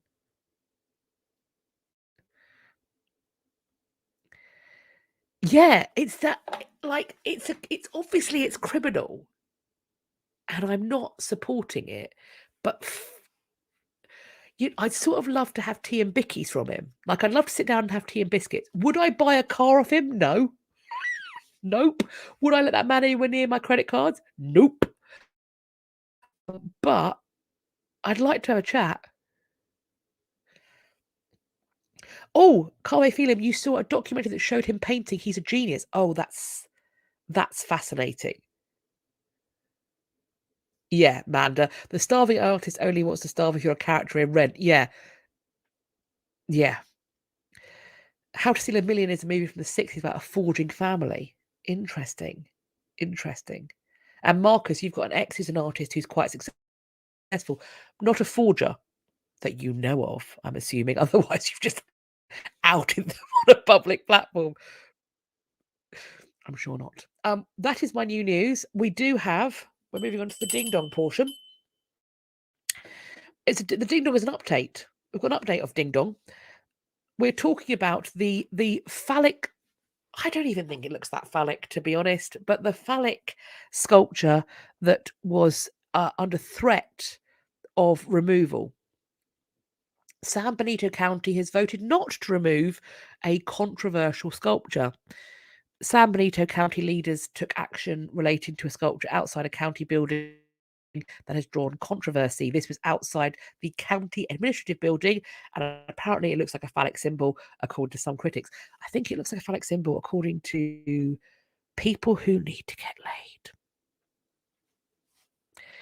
I think if you see a willy everywhere, that is a Rorschach test for your own horniness.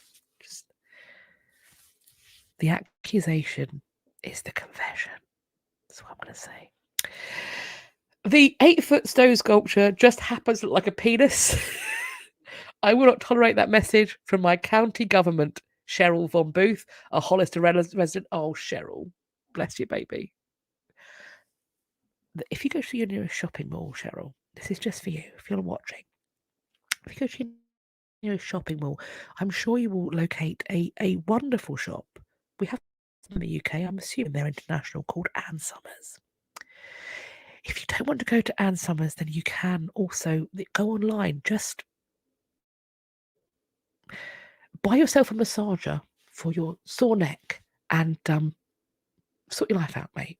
Sort your life out. The county did not remove the statue, but voted for a plaque to be created that would describe the artwork and why the artwork created. And as to why this is not being moved, the county estimated that the cost to remove this artwork was anywhere from $20,000 to $50,000. Cheryl, there are children going hungry. Absolutely stop it. Absolutely stop it.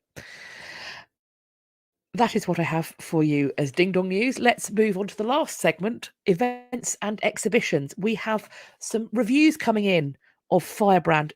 It did only get 3 stars. We are told that the King's ailing King's misogyny is compelling and disturbing, but Alicia Vikander is underused as his final wife. We'll have to wait and see. And in terms of when it's going to air, I don't believe we have got a cinema air date. However, we do have news that came out last month that this has sold to the UK market to Amazon Prime. So I'm assuming that the early release of it, or the first release of it, is going to be through streaming services.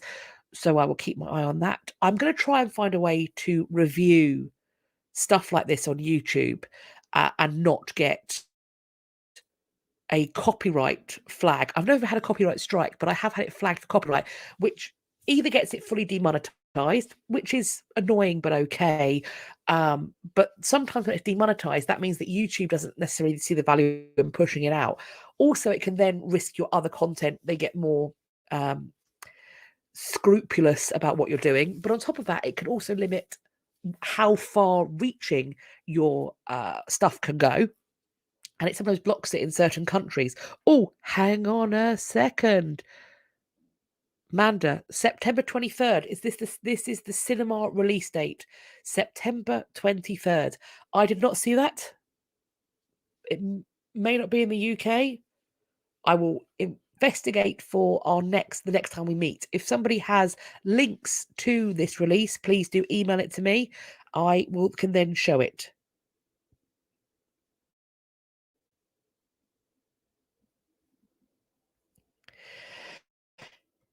Yeah, that's sort of how I feel about this. Catherine Parr is my girl. She's my main lady. I'm not going to lie. I opened my doctoral thesis with an investigation of a portrait of Catherine Parr. So she has been my before all others for quite some time. And I was immediately suspicious when I heard this was being told as a psychological thriller. Immediately suspicious. But I would like to see a full story of her.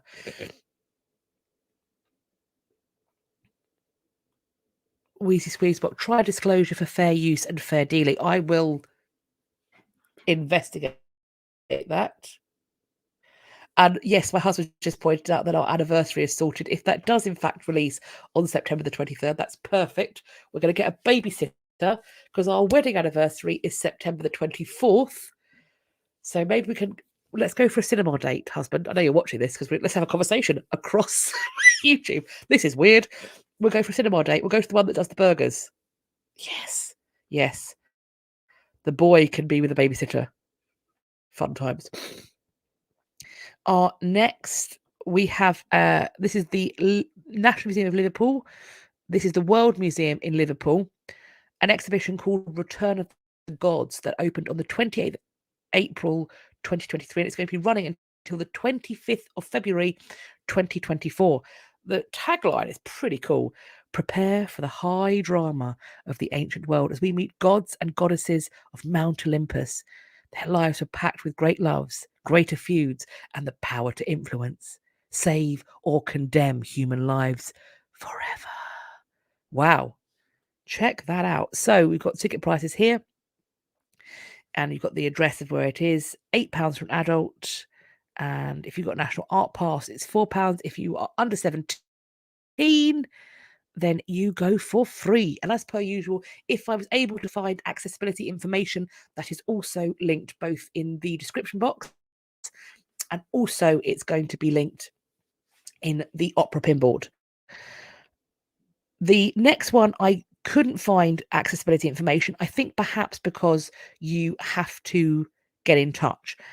This is the ability that you have to go and visit the Queen Anne's Revenge project in their conservation lab. So you can do tours of this lab by appointment only. So I think that's perhaps why they haven't popped up with, or at least I couldn't find for it easily, the accessibility information because you need to do it through this public booking system. This is open for free educational tours, and you can check out all of the work they're doing at the facilities, including on the Blackbeard's flagship, Queen Anne's Revenge. This will allow you to go into the warehouse and look at one of the largest collections of cannon ever to be excavated from a single wreck, to look at pieces of a real pirate ship, including the anchor and parts of the hull. They're going to show you how they reveal mysteries of the sea through X-rays, and also you can have a look at fully conserved artifacts before they reach the museum. This is in North Carolina. So if you are there or are going to be there, this looks very excellent. I've got a list of the tours. There's first Tuesday tours, educational and group tours. There's Saturdays at the lab. And there's also special event at the lab, the Science of Archaeology. If you do manage to go to any of these, please do let me know what you think of it. I hope it's a good one. It looks really interesting. Love a bit of a behind the scenes thing. And last, hang on one second. Have I seen a movie on Prime Video about Mont Saint Michel on redoing waterways back to the original? No, I have not. In fact, over the last little while, I don't know, year or so, I've had precious little time to watch anything on the telly box. So I have got a list about as long as my arm. That sounds interesting. I will check it out. Thank you very much. Oh, and Alicia, you live in a Montana town which is named after the tribe we were talking about. That's very lovely. Ah, excellent. My final event and exhibition is something that's going to be reopening, I should say, the Young V&A. They've been redoing it, they've been refitting it, and it's going to be opening back up to the public on the 1st of July 2023. I think it's going to be, this is essentially, it used to be the Museum of Childhood, but now it's going to be called Young V&A. This is a museum that is aimed at young people, children, and families. It's about imagination, as they say, play and design. There's a variety of, there's some of the mock-ups, because we haven't seen actual photos. All of this is like architectural renderings, but it looks like they have a really cool soft play. So we have plans to take my son there, and when we do, I will take some photographs, avoiding getting children in the picture, and I will share to let you know what it's like. But I'm quite excited to go and check this out. So I don't know about accessibility because it's not yet on their website as to what the accessibility is, but I'm assuming it's going to be opening within a month, that we will know that sort of stuff very soon. Well, that's what I have for you. Thank you all so much for taking the time to join me. If you are watching on the playback, thank you for sticking with us and watching this on the playback. I hope you enjoyed our little search through the news. Once again, because I'm doing this stuff at Hampton Court, I'm not going to be here next Monday, but it will be the Monday after. I will link it in the video, the Friday video before the Monday. I will link it, but it's also really worth making sure you're subscribed to this channel, that you've hit the bell icon and selected all, because that should notify you when I've uploaded a video and it's going to premiere, but also when I am going live. I can see I've got 141 of you currently, so at least some of you have been notified as this is going live. So please do make sure that you have clicked all the buttons. Thank you for commenting in the live chat. If you get a moment to come back and comment in the comment section, drop an emoji or social glyph. Whatever news item really struck you, whatever emoji you think best represents the news item that you liked the most, please pop that in the comment section, both in the live chat, but also in the comment section down below as well. And make sure you've liked, share this, share my channel.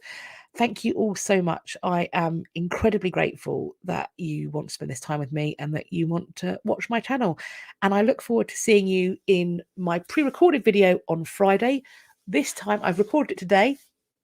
I will be editing it, and we are hopping forward in time out of the Tudor period. In fact, we are going to the 19th century into the 20th century. So we are hopping forward in time. I hope you're going to enjoy it, and I look forward to speaking to you in the premiere of that. But until Friday, I hope that you're going to have a great Monday, whatever part of Monday you're in, and that the rest of your week is going to be fabulous. But whatever you are up to, do take care of yourselves. Thank you again, and bye-bye for now.